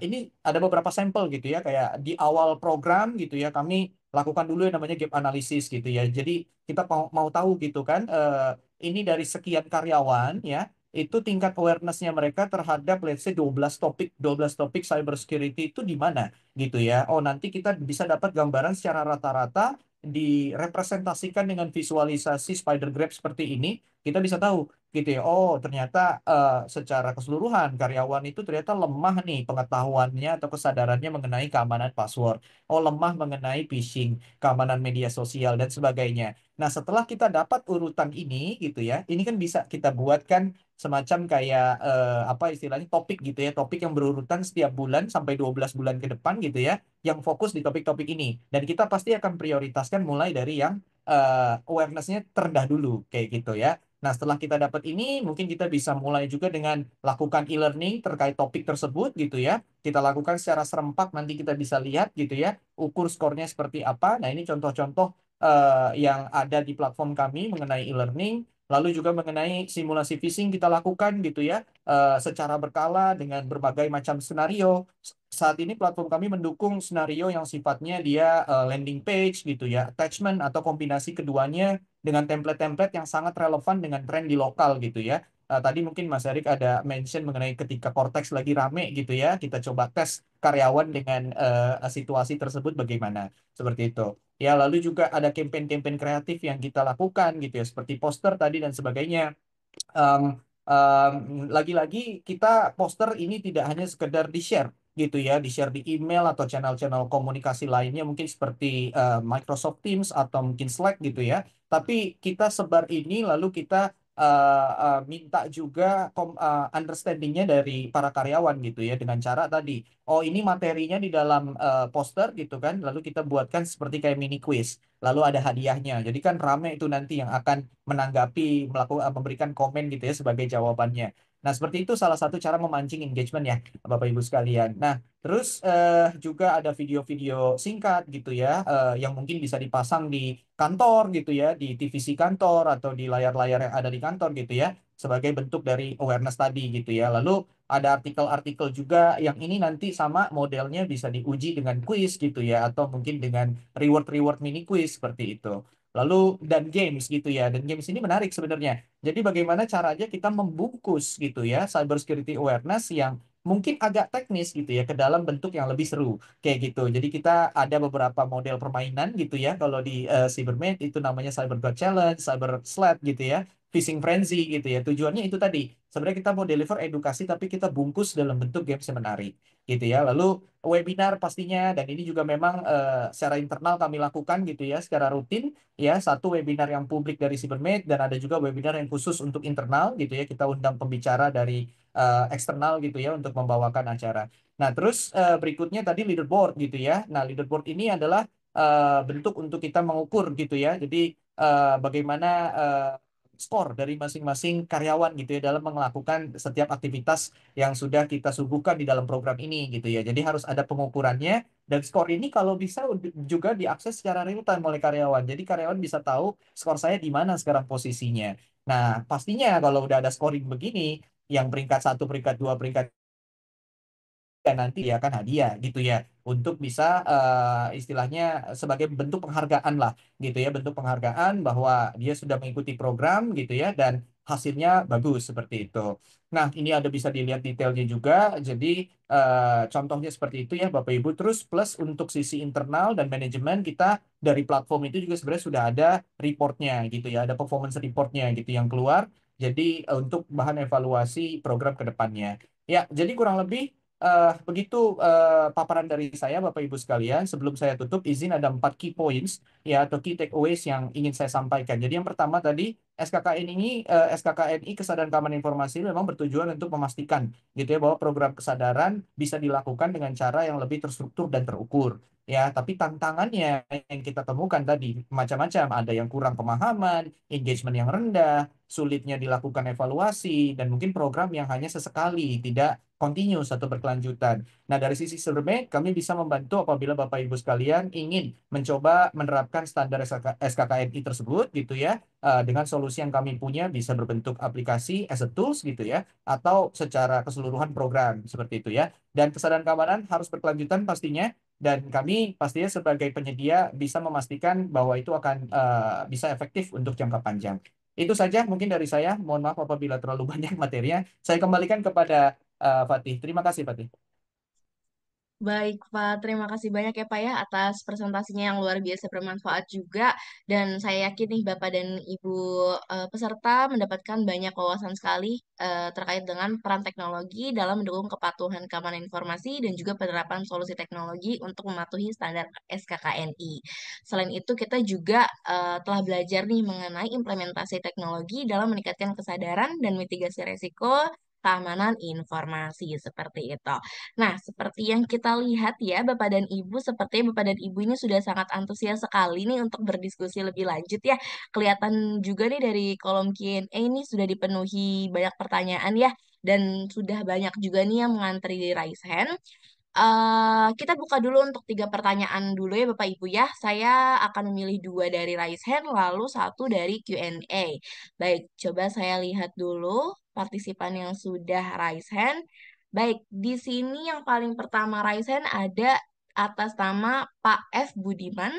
Monggo Mbak Hastin boleh minta tolong di allow dulu, lalu nanti Pak F. Budiman silakan untuk ya boleh silakan di on mic dulu Pak.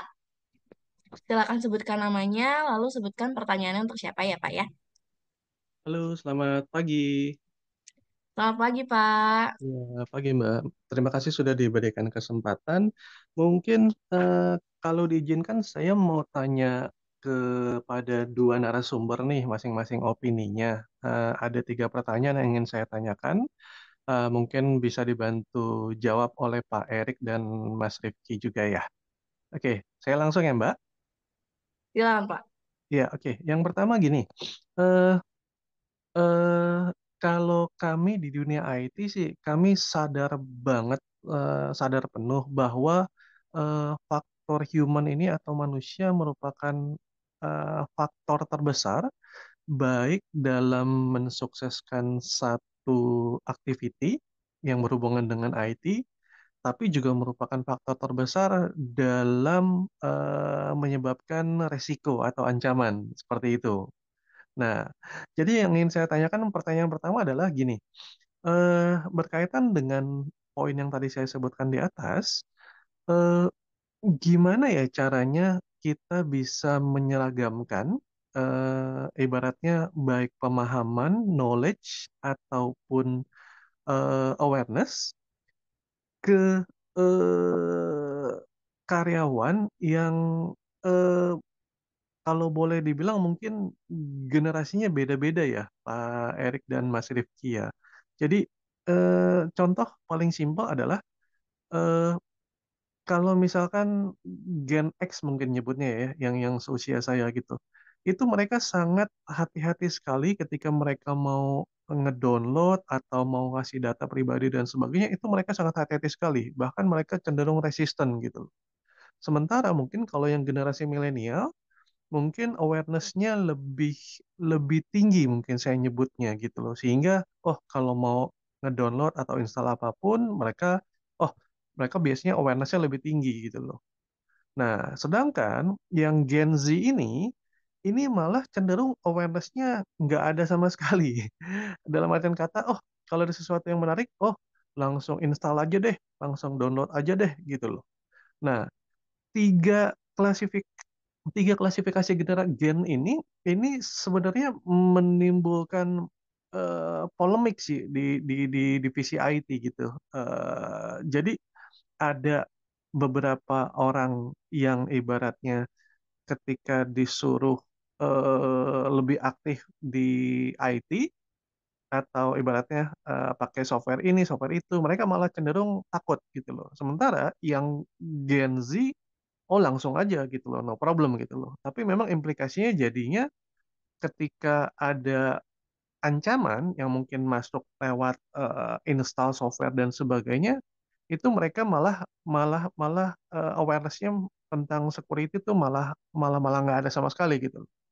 Nah, mungkin bisa dibantu jelaskan kepada 2 narasumber gimana ya cara kita bisa menyelaraskan ketiga generasi ini agar kita bisa menjalankan operasional IT tentunya sesuai dengan SKKNI-nya gitu loh. Itu yang pertama. Kemudian yang kedua adalah eh, apakah terkait dengan implementasi AI yang sekarang sudah mulai sangat masif digerakkan, apakah penggunaan teknologi AI ini dalam keseharian operasional perusahaan sudah boleh digunakan atau setidaknya ada karakteristik standarisasinya menurut KSSNI ini? Itu yang kedua. Kemudian yang ketiga, sekali lagi karena kita bicara tentang topik KSSNI, ada nggak maksudnya acuan dari bapak-bapak sekalian mengenai berapa persen sih kurang lebih gitu loh. Oh, budget IT yang memang sesuai kalau memang sesuai dengan standarisasi KSSNI ini gitu loh. Karena biasanya kan nanti jadinya bias. Ada yang bilang nanti terlalu kecil, ada yang terlalu besar gitu loh. Tapi kalau kita mengacu ke KSSNI ini kan setidaknya kita jadi punya patokan loh. Oh, yang benar memang harusnya seperti ini, A, B, C, D, dan sebagainya seperti itu. Jadi berapa besar sih sebenarnya yang ideal gitu loh dari budget IT persennya. Mungkin itu saja, Mbak. Mohon maaf kalau terlalu panjang ya, Mbak. Tapi saya pikir topiknya sangat sesuai sekali sih dengan concern kami saat ini. Baik, terima kasih. Oke, thank you Pak Budiman ya, berarti dipanggilnya. Iya, Mbak. Oke, aku izin highlight ada 3 pertanyaan ya Pak, dari pertanyaan dari Pak Budiman ini. Yang pertama, how to menyeragamkan pemahaman ke employee yang memiliki generasi yang berbeda. Lalu yang kedua, apakah ada standarisasi AI dalam SKKNI? Lalu yang ketiga adalah adakah acuan persenan budget IT sesuai SKKNI? Seperti itu ya Pak ya. Iya, betul. Saya ngomong panjang lebar, Mbak bisa singkat dalam kurang dari 30 detik. Iya, betul, Mbak. Terima kasih. Oke, oke siap. Monggo mungkin bisa dimulai dari Pak Erik terlebih dahulu, lalu dilanjut ke Pak Rifki seperti itu ya. Terima Ya, kasih. baik, terima kasih. Wah, ini pertanyaannya berat ini pertanyaannya, Pak, sebenarnya. Cuma terima kasih ini harus ditanyakan karena kita hidup di generasi yang mungkin udah 4 generasi ya. X, Y, generasi X, Y, milenial, milenial, Z sama Alpha ya. Itu ada 4. Nah, jadi masing-masing tadi ya, saya setuju ya. Karakteristiknya berbeda-beda Pak. Kalau Gen X itu yang biasanya sorry, oh ada 4, ada Gen X, Gen milenial, sorry, Gen Z nggak ada. Gen X itu kan sekitar tahun 65 sampai 80 ya gitu. Kalau milenial 81, 96, Gen Z 97 sampai 2012. Kalau saya sendiri kebetulan di milenial gitu, jadi ketahuan kan umurnya. Saya sama Mas Rifki sama ya, milenial masa kita gitu. Jadi memang Gen X itu mungkin lebih hati-hati ya orang-orangnya, terus milenial udah mulai ngerti sosmed, teknologi, yang Gen Z udah sangat digital native, apalagi Gen Alpha itu udah seperti yang saya bilang Pak, baru brojol mungkin udah langsung kenal internet gitu ya. Nah memang approach-nya memang harus ini Pak disesuaikan gitu ya. Jadi kan Bapak di perusahaan pasti sudah punya profil ya, profil karyawan beserta mungkin umur dan lain sebagainya. Nah, awareness gini, kalau yang kayak dari pengalaman, awareness biasanya memang kita berikan berdasarkan function biasa, minimal function. Gitu misalnya ke divisi apa, divisi B, dan segala macam. Nah, cuma kalau memang ada isu seperti itu, maka kita harus punya format yang berbeda-beda. Kalau Gen X itu kan pengennya itu kan yang saya pahami Pak ya, sebenarnya saya bukan Gen X, nanti tolong dikoreksi. Pengennya itu kan sesuatu itu yang penting jelas, praktikal, nggak ribet gitu ya. Gitu ya. Jadi lebih lebih apa ya, lebih tertata gitu ya, lebih rapi. Beda dengan milenial. Milenial pengennya itu interaktif. Gitu. Jadi kalau misalnya Gen X itu lebih suka itu model-model kayak oh ada dokumen dibaca, ada e-learning dipelajarin seperti itu. Terus sesuatu semua dikirim lewat email. Pokoknya formal seperti itu. Nah, terus kalau ada pelatihan itu mereka lebih suka memang banyakkan diskusi itu modelnya. Itu ya yang saya pahami. Kedua, kalau milenial itu sukanya yang memang interaktif. Itu saya sendiri sama lah, mungkin dengan yang lain-lain. Sukanya itu yang model-model interaktif. Even e-learning pun pengennya yang 2 arah kalau bisa, yang ada semacam actionnya gitu ya. Gitu. Terus ada juga makanya kami bikin gamification. Kenapa? Karena gen milenial ini paling suka gamification, gitu Pak. Nah, jadi terutama teman-teman yang teknis itu lebih suka yang real skenario biasanya, begitu. Nah, makanya simulasi phishing itu biasanya banyak apa namanya banyak kenanya itu ya nggak cuma Gen X, Gen Gen milenial juga sama sih karena mereka udah tadi lebih lebih terpapar teknologi walaupun mungkin nggak separah Gen Z dan Alpha mungkin ya. Karena apa? Karena Gen Z itu pengennya pokoknya yang penting kita pakai happy gitu ya gitu terus lebih lebih apa ya lebih pengen hiburan gitu. Kalau gen milenial mungkin masih bisa sedikit serius ya, tapi kalau gen Z itu udah mulai udah gak jenuh kalau terlalu serius. Makanya pengennya tuh udah kayak video-video yang cakep lah, yang video yang unik. Mungkin kayak ada model infografis gitu ya, atau model-model yang short-short kayak yang TikTok itu Pak, TikTok atau Instagram Reels gitu. Jadi yang pendek-pendek gitu. Terus pengennya juga sama gamification, tapi kalau bisa yang gampang diakses. Nah, sekarang kan orang pada pakai HP, Pak. Mungkin bisa jadi dipertimbangkan bikin materinya lewat aplikasi yang bisa diakses lewat HP gitu, mungkin aplikasi mobile. Di situ ada gamenya, ada kuisnya, bahkan ada perusahaan yang bikin game, bukan gamification, jadi gamificationnya beneran bikin game gitu ya, gitu ya. Kemudian, nah kebetulan Cybermate itu kita bikin solusinya kan microlearning. Nah, Gen Z itu memang suka mereka lebih ke microlearning. Jadi nggak suka yang panjang-panjang, Pak. Kalau Gen Z dikasih materi yang ya barang-barang 10 menit atau 15 menit ke atas itu udah bosen. Gitu. Jadi harus yang pendek-pendek tapi ngena. Itu makanya sebenarnya dari penjelasan tadi yang kami lakukan di Cybermate dengan platform yang kami punya, dengan program yang kami punya, itu kita cover semua generasi, mulai dari X sampai ke Z sebenarnya. Karena masing-masing itu punya keunikan. Makanya tadi saya jelaskan model strateginya itu ada macam-macam. Ada yang apa pelatihan pelatihan apa teori itu which is itu Gen X yang lebih cocok. Terus gamification itu milenial sama Gen Z. Ada juga yang model-model ini Pak. Jadi di salah satu klien kita tuh bikin kayak game gitu ya, kayak game ya speed game gitu ya misalnya contohnya ya, atau game-game tertentu yang banyak dimainkan orang. Nah, tapi isinya awareness gitu. Jadi nggak cuma teori-teori, tapi bikin game beneran, Pak. Gitu. Nah, itu salah satu yang bisa dilakukan gitu ya. Nah, proses seperti apa? Ya tadi kita orang itu pasti suka dikasih hadiah sih. Jadi menurut saya tetap harus ada kayak reward. Makanya seminar ini, webinar kita udah mulai kasih ini Mas Rifki ya. Jadi yang tanya pertanyaan bagus kita kasih hadiah. Ternyata yang daftar ada 100 lebih gitu. Ya, kemarin agak agak sedikit gitu kan. Ternyata itu ada impact-nya, Pak. Makanya reward itu penting. Ya mungkin bisa bentuk voucher atau ya atau duit gitu bisa atau ya apapun gitu. Yang penting itu menarik orang untuk bisa engage kayak gitu. Terus kalau bisa ini Pak, yang agak memang sedikit butuh uang itu kadang influencer. Jadi kalau misalnya di satu perusahaan ada ini Pak ya, karyawan-karyawan yang terkenal gitu ya, gitu. Nah itu bisa jadi role model gitu Pak ya. Maksudnya untuk membantu menyebarkan awareness. Kadang kan setiap generasi punya role modelnya masing-masing atau bahasa orang sekarang influencer gitu ya, gitu ya, kayak gitu. Nah terus kadang-kadang untuk dari sisi bahasa itu masing-masing eh gen itu punya penafsiran berbeda gitu. Nah, ini misalnya kayak ini coba saya cek ini contoh yang pernah saya bikin itu kayak contoh kalimatnya. Kalau gen X itu kita bikin kalimat misalnya melindungi data sama dengan melindungi bisnis dan karir Anda. Nah, itu cocok buat gen X. Kenapa? Karena udah generasi yang mohon maaf mungkin udah lebih senior, pasti butuh kestabilan karir. Makanya biasanya ngena ke mereka. Nah, kalau milenial, itu contoh misalnya database bisa merugikan reputasi dan kenyamanan kerja. Nah, milenial itu generasi milenial banyak yang suka flexing. Makanya reputasi itu nomor satu, Pak. Ketimbang uang gitu.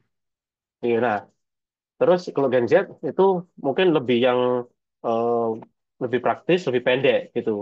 Jadi langsung to the point. Misalnya jangan sampai akunmu kena hack gitu. Hanya karena malas pakai MFA, yuk pakai MFA yuk. Gitu. MFA yuk. Jangan malas gitu, nanti kena hack gitu. Jadi bahasanya lebih lebih lebih santai gitu. Nah, itu mungkin bisa dijadikan referensi gitu ya. Itu nomor satu, Pak. Nah, kalau nomor dua, eh, apa, sebenarnya simpel jawabannya boleh. Saat ini boleh. Kalau bicara aturan, belum ada peraturan selevel undang-undang atau peraturan pemerintah.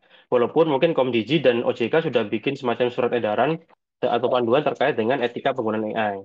Tapi itu nggak masalah, Pak. Oh juga kayak kita menggunakan Zoom ini kan juga ada note taker misalnya pakai AI juga gitu. Atau kita kalau kita googling sekarang itu nongol AI-nya di Google ya, merangkum hasil googling kita gitu.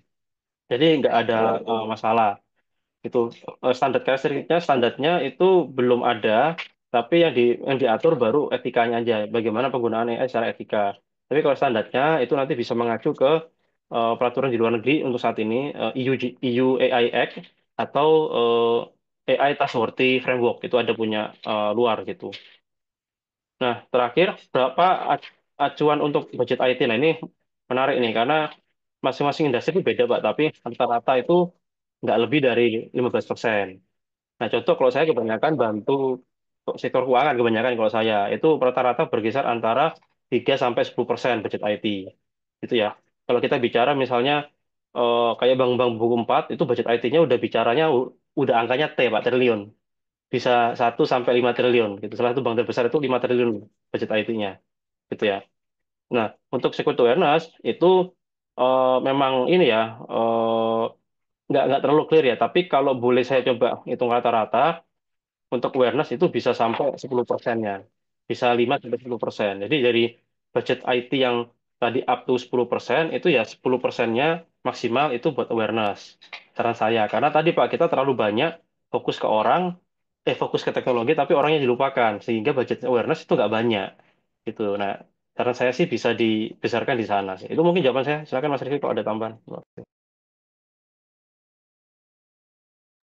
Oke, ya Mas Arif udah lumayan komprehensif sih sebenarnya untuk jawabannya. Cuman mungkin saya ini aja kali ya, menambahkan sedikit saja gitu ya. Tadi Pak yang masalah lintas generasi itu sudah pasti Pak gitu ya. Pengalaman kami juga eksekusi program di beberapa klien itu selalu ditemukan dengan isu itu gitu ya. Tapi ada juga memang yang apa namanya dia itu lebih banyak justru porsi yang milenial sama yang Z-nya gitu ya dibanding yang X-nya. Ada juga yang lebih banyak X-nya dan yang sedikit milenialnya macam-macam gitu ya. Karena yang namanya demografi kan akan bergeser ya Pak. Tapi saya setuju dengan tadi yang disampaikan oleh Pak Erik bahwa jika ingin program ini berhasil gitu ya, kita tidak bisa istilahnya one size fits all gitu ya Pak. Jadi istilahnya itu satu konten atau satu materi gitu ya, itu untuk semua generasi. Wah itu pasti susah. Satu delivery method untuk semua generasi itu pasti susah gitu ya. Makanya jadi kita harus harus profiling gitu ya, kita profiling, kita klasterkan, oh yang ini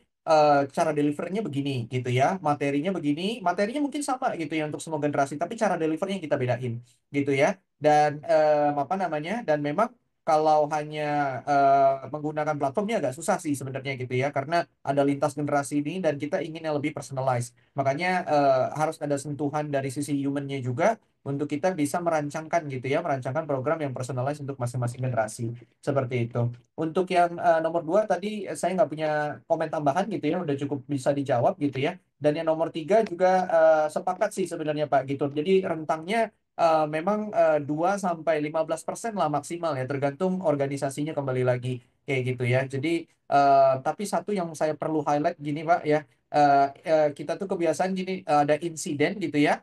Selalu yang kita cari solusi teknologinya gitu ya Pak ya. Padahal 90% lebih insiden itu ada human factornya. Jadi mungkin ada baiknya untuk kita pikirkan juga gitu ya mengenai human ini bagaimana cara kita memitigasinya seperti itu. Ya, itu saja palingan. Silakan dari Pak Budiman, seperti apa tanggapannya? Ya, baik. Terima kasih banyak, Mbak. Saya pikir cukup jelas. Jawaban-jawabannya sangat komprehensif sekali dan sesuai dengan kondisi yang saya alami saat ini sih. Baik, terima kasih atas jawabannya, Pak Erik, Mas Rifki. Mbak, terima kasih. Oke, terima kasih banyak Pak Budiman. Tadi aku sempat bisa meng-highlight nih dari pertanyaan pertama ya. Tadi kan sempat dibilang nih kalau Gen X itu tuh pembelajarannya lebih formal, terus seperti materi, seperti itu ya. Terus kalau second Gen milenial itu lebih ke interaktif dua arah, terus basisnya game gitu. Nah kalau Gen Z ini yang lebih pendek-pendek dan gampang diakses. Nah aku sebagai Gen Z, aku memvalidasi pernyataan tersebut nih dari Pak Erik dan juga Pak Rifki gitu ya. Attention span dari Gen Z tuh memang menurut aku memang rendah-rendah seperti itu. Jadi kami lebih pengen yang pendek-pendek dan gampang diakses. Nah ini berarti PR nih untuk Bapak dan Ibu praktisi IT ya untuk kedepannya seperti itu. Oke, kita move ke pertanyaan kedua. Aku ambil dari yang raise hand dulu lagi ya. Wait, aku lihat dulu di sini raise hand kedua. Ada, sorry, malah aku yang raise hand ini. Ada dari Pak Ardiansyah. Monggo boleh boleh minta tolong dibantu ya, Mbak Hastin untuk di-allow. Oke, dan kita boleh menurunkan Pak Budiman terlebih dahulu. Oke, sambil menunggu Pak Budiman diturunkan, monggo Pak Ardiansyah boleh disebutkan pertanyaannya dan ditujukan untuk siapa. Terima kasih.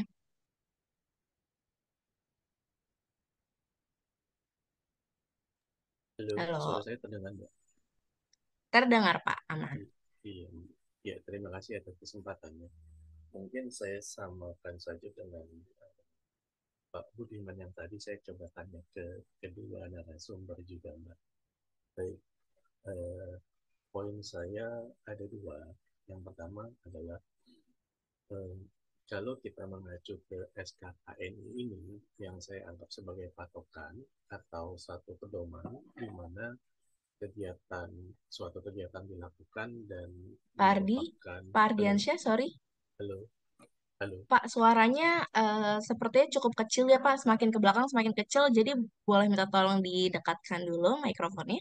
halo, terdengar Mbak? Halo, Boleh didekatkan kembali Pak. halo, terdengar Mbak? Halo, halo, Eh, Mungkin dikencangkan suaranya. halo, terdengar Mbak? Halo, Ya, udah lumayan Pak. Mungkin dengar ya? volume suaranya Bapak dikencangkan aja ya Pak ya. Iya, mungkin bandwidth Oke, saya siap. nggak bagus kayaknya. Oke, siap. Ya, Silakan Pak, monggo muten ya Pak ya. baik, langsung. Oke, langsung saya tanyakan lagi.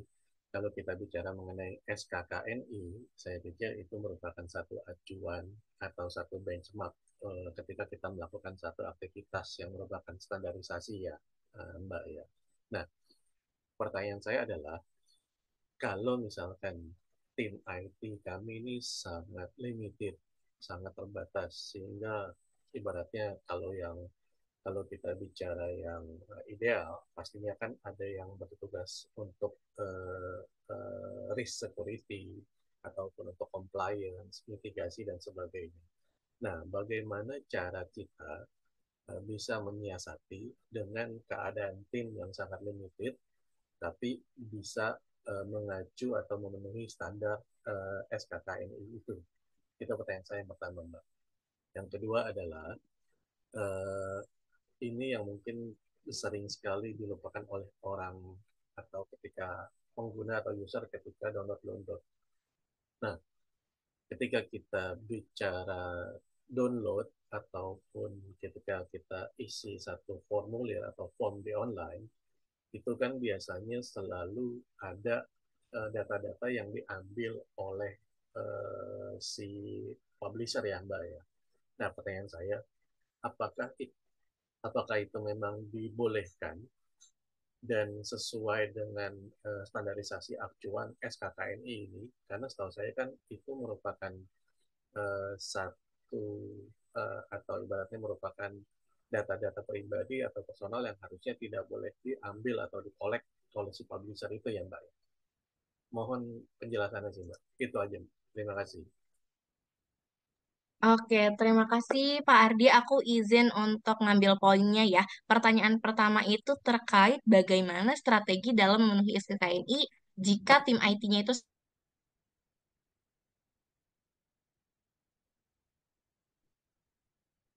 Iya, betul.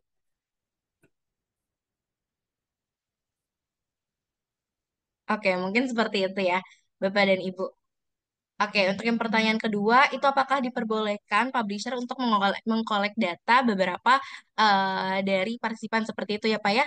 Benar atau tidak ya pertanyaan yang sudah saya ambil highlight tadi? Ya, betul. Karena kalau kita Ah, tahu kan justru sekarang kan orang-orang pada larinya kan ke cloud ya, Mbak. Cloud itu kan mm-mm, di luar dari saya sebutnya di luar dari handlingnya kita karena kan mm-mm, adanya di luar. mm-mm, Kita bisa akses tapi kita tidak bisa jamin bahwa data kita nggak akan kemana-mana gitu loh. Nah, mm-mm, makanya pada webinar kali ini mumpung ada Pak Erik, ada Pak Rifki juga saya mau tanyakan mm-mm, sebenarnya mekanismenya by atau menurut acuan SKKNI ini sebenarnya mm-mm. public cloud itu Oh, mengacu ke SKKNI atau enggak sih karena oh, berkaitan oke. dengan data-data pribadi tadi. Itu saja Mbak. Terima kasih Oke, banyak. oke, got it, Pak, got it. Terima kasih banyak, Pak. Pertanyaannya, monggo. Mungkin bisa dimulai dulu dari Pak Rifki, lalu dilanjut ke Pak Erik ya. Terima kasih. Iya, Mbak Pati kayaknya dari Pak Erik dulu deh, karena ya lumayan teknis sampai yang pertanyaan kedua. Boleh, Oke, boleh. eh, baik. Untuk yang pertama ya, kalau tim limited bagaimana cara menyiasati dengan keadaan tim sedikit tapi bisa komplain SKKN ini. Jadi gini Pak, Bapak Ibu, SKKN ini bukan compliance checklist itu, jadi hanya kompetensi. Sebenarnya nggak mesti harus semua diikuti, kecuali memang Bapak Ibu di sini mau bikin satu tim yang memang capability-nya untuk memenuhi SKKN tersebut, yang bisa punya capability untuk security awareness. Tapi eh, potensi pun nggak mesti didedikasikan ke satu orang, Bapak Ibu. Jadi nanti mungkin dari SKKNI kita bisa bikin semacam matriksnya gitu ya, pemetaan untuk yang bagian kompetensi A pertama, kedua, ketiga sampai 12. Nanti siapa yang akan responsible, yang accountable siapa. Tinggal kita bikin versi matriksnya aja sebenarnya. Nah, ada kata tim IT terbatas ya mungkin kan orangnya nggak akan ya orangnya itu aja seperti itu ya. Atau mungkin nanti kita bisa minta tolong bantuan juga ke tim HR gitu misalnya kan biasanya di perusahaan itu ada corporate learning team gitu dari HR gitu ya atau corporate university. Nah itu nanti bisa kita engage ya untuk bisa membantu kita untuk memenuhi kompetensi mana yang ingin dilakukan. Nah, tapi terlepas dari itu Pak, kita jangan fokus ke kompetensinya. Kan ini hanya panduan. Justru yang harus kita fokus itu sama konten, sama strategi tadi program-program awareness-nya. Dan saya rasa sesedikit apapun tim IT itu masih bisa Pak. Contoh di MSBU ya gitu. MSBU kan PT-nya Cybermed Internal. Tadi Mas Rifki kan si apa CEO-nya untuk MSBU ya untuk apa perusahaan IT outsourcing dan itu karyawannya ada banyak masih ada sekian seratusan gitu ya. Nah itu pun orang IT-nya nggak banyak Pak gitu. Jadi yang bikin konten untuk awareness ya khusus awareness itu nggak banyak, nggak nyampe 5 orang malah sangat sedikit itu orang IT-nya. Karena kebanyakan kan orang-orangnya kan eksternal ya, customer facing itu masih bisa gitu bahkan kita masih sempat pakai platform juga gitu jadi eh, masih bisa Pak ya, walaupun sedikit kita tinggal lihat aja capability tim kita itu sejauh apa tapi kalau misalnya ternyata dirasa wah kita no idea pusing lah gitu maksudnya harus gimana ngedevelopnya memang untuk tahap awal saran saya bisa menggandeng pihak eksternal sebenarnya nah jadi kalau kita lihat di kliennya Cybermed beberapa perusahaan itu mungkin di luar bidang keuangan kalau di sektor keuangan, biasanya mereka punya budget lebih banyak untuk meng-hire orang. Tapi kalau di luar sektor keuangan, itu biasanya agak limited. Nah, tapi Bapak bisa lihat, beberapa klien kami itu non-keuangan sebenarnya, mostly. Gitu. Jadi, dengan IT yang sangat terbatas, ya kita, nih, kami bantu gitu. Jadi, misalnya dari sisi phishing-nya, oke, nggak ada waktu nih bikin skenario, nggak masalah. Di platform udah ada, materi e-learning udah ada, phishing assessment-nya udah ada, nah, tinggal nanti dilihat ada cocok nggak. Kalau nggak cocok, ya udah kita bantu update. Walaupun nanti ada biaya yang mungkin nggak mahal lah seharusnya gitu. Untuk tahap awal seperti itu Pak. Nah nanti ketika udah jalan, sambil jalan kan kita melihat nih, oh ternyata kami bisa nih internal nih. Kalau seperti ini caranya setelah diajari sama tim Cybermed, ya kita Bapak bisa bikin sendiri ke depan gitu. Nah kayak contoh Mas Rifki ini walaupun udah CEO nih, tapi masih bikin konten ya Mas ya, bikin video lagi. Kalau saya nggak bisa bikin video, saya bisanya mungkin yang teknis aja gitu, ngoprek-ngoprek mungkin yang GRC. Tapi kalau bikin video desain saya paling nggak bisa. Nah Mas Rifki ini jago juga bisa gitu, gitu ya. Jadi kita lihat kompetensi apa kemampuan masing-masing orang di internal gitu. Nah kemudian mungkin yang pertanyaan kedua saya agak kurang clear Pak. Tadi saya dengarnya publisher ya atau public cloud ya. Mungkin boleh dipertegas, Pak. Apakah diperbolehkan publisher mengumpulkan data dari partisipan? Mungkin saya salah dengar ya. Tadi agak pelan soalnya. Mungkin boleh ini Pak, dikonfirmasi yang pertanyaan kedua. Mungkin saya bantu ya Pak ya. Mungkin tadi Ya, tuh yang boleh. ingin ditanyakan itu terkait dengan cloud Pak. Collect data Oh, cloud, cloud oke. dalam SKKNI, betul seperti itu. Oke, sebenarnya SKKN ini tidak melihat oh, itu mau lewat cloud atau enggak gitu. Dan pengumpulan data cloud standarnya bukan ke sana. Itu lebih ke nanti ke regulasi. Jadi nanti kita lihat aja misalnya Bapak Ibu di sektor keuangan, kita bisa lihat dari peraturan OJK bagaimana sih pengaturan terkait dengan pertukaran data di sistem cloud gitu ya. Terutama kalau kita ada transfer data ke luar negeri. Kalau ada pengiriman data ke luar negeri, kalau di sektor keuangan pasti kan harus ada izin dari OJK.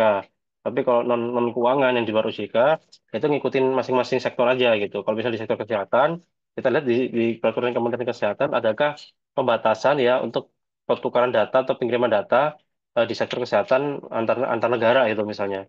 Kalau nggak ada ya kita bisa lakukan. Nah dari sisi data pribadi, again kalau kita bahas cloud, cloud itu ada 3 jenis servisnya. Ada yang infrastructure as service, platform as service, sama software as service. Nah kalau eh, infrastructure as service itu kita bikin infrastruktur gitu ya. Bikin infrastruktur, kita maintain sendiri. Jadi kalau ada apa-apa, itu ya kita yang bertanggung jawab sendiri. Nah, kalau platform kita tinggal ngoding aplikasinya, tapi udah ada infrastrukturnya. Kita nggak perlu bikin infrastruktur. Atau kalau ada apa-apa sama aplikasinya, ya kita yang salah. Nah, kalau SaaS itu software service, itu kita tinggal pakai. Kayak Zoom, Zoom ini kan SaaS ya, software service. Jadi kalau ada apa-apa, tergantung kitanya, tergantung kesalahannya di mana gitu. Tapi by default sebenarnya layanan cloud itu mereka kalau yang model IaaS tadi, infrastructure as service sama platform, mereka itu nggak ngakses data pribadi sebenarnya. Karena data pribadi kontrolnya di kita. Tapi kalau SaaS kayak Zoom, Gmail dan lain sebagainya, mereka simpan data pribadi kita. Nah, untuk memastikan seperti apa ya, ya tentunya kita nggak punya visibility sampai ke level infrastruktur. Nah, jadi yang bisa kita pegang adalah trust-nya. Kita lihat mereka udah sertifikat apa, udah ISO kah, udah dapat sertifikasi apa, kemudian kita lihat privacy notice-nya, seberapa transparan mereka mengelola data pribadi gitu ya. Privacy notice atau privacy policy lah kalau di Indonesia. Nah, kita lihat dari di sana seperti itu ya. Eh, kemudian kita juga perlu lihat, mungkin bisa cek nanti di situs-situs yang bisa melihat kebocoran data, kayak misalnya haveibeenpwned.com itu, atau pakai tools CTI Sebatas Intelijen, apakah ada kebocoran data di penyedia sistem elektroniknya, misalnya Zoom. Nah, kita kan udah tahu kan Zoom kan domainnya zoom.us kan, .us gitu. Nah, itu kita cek ada nggak data yang bocor kayak gitu. Itu juga bisa banyak cara sih sebenarnya ngeceknya, Pak. Gitu. Tapi memang kalau ternyata indikasinya ada kebocoran, tapi disebabkan oleh kita sendiri, misalnya gini Pak, secara password udah aman, tapi ternyata kita berbagi password kita ke orang lain, dan orang lain nggak suka sama kita, ternyata data-data kita dihapus atau diambil. Nah itu berarti platform nggak bisa disalahkan, karena even untuk ngelihat password login pun platform itu nggak bisa ngelihat Pak. Itu yang bagus ya, kayak Zoom, yang lain-lain sebagai yang platform-platform luar itu termasuk event bisa bermain sendiri. Bapak kalau masukin kredensial password itu kita nggak bisa lihat karena by default itu udah di encrypt gitu ya. Jadi kita nggak akan bisa lihat langsung data dari database gitu. Nah, kira-kira itu Pak, mungkin barangkali ada yang belum terjawab bisa diberitahu. Terima kasih. Mungkin dari Pak Rifki ingin menambahkan, Pak? Cukup, Mbak Berarti. Ya. Oke, siap. Dari Pak Ardi seperti apa, Pak? Sudah terpenuhi kah pertanyaannya? Jawabannya sudah menjawab kah? Cukup, Mbak. Terima kasih banyak. Oke, terima kasih banyak Pak Ardi. Oke, sisa satu pertanyaan lagi nih Bapak Ibu dan aku akan ambil dari kolom Q&A ya. Pertanyaan dari Pak Izwan Nursandi. Ada dua pertanyaan nih kebetulan. Pertanyaan pertama adalah bagaimana menurut Bapak-Bapak mengenai cyber security di Indonesia yang justru dilemahkan oleh instansi negeri itu sendiri? Misalnya banyak pelaku dari Komdigi yang terbukti melindungi judol. Itu yang pertama.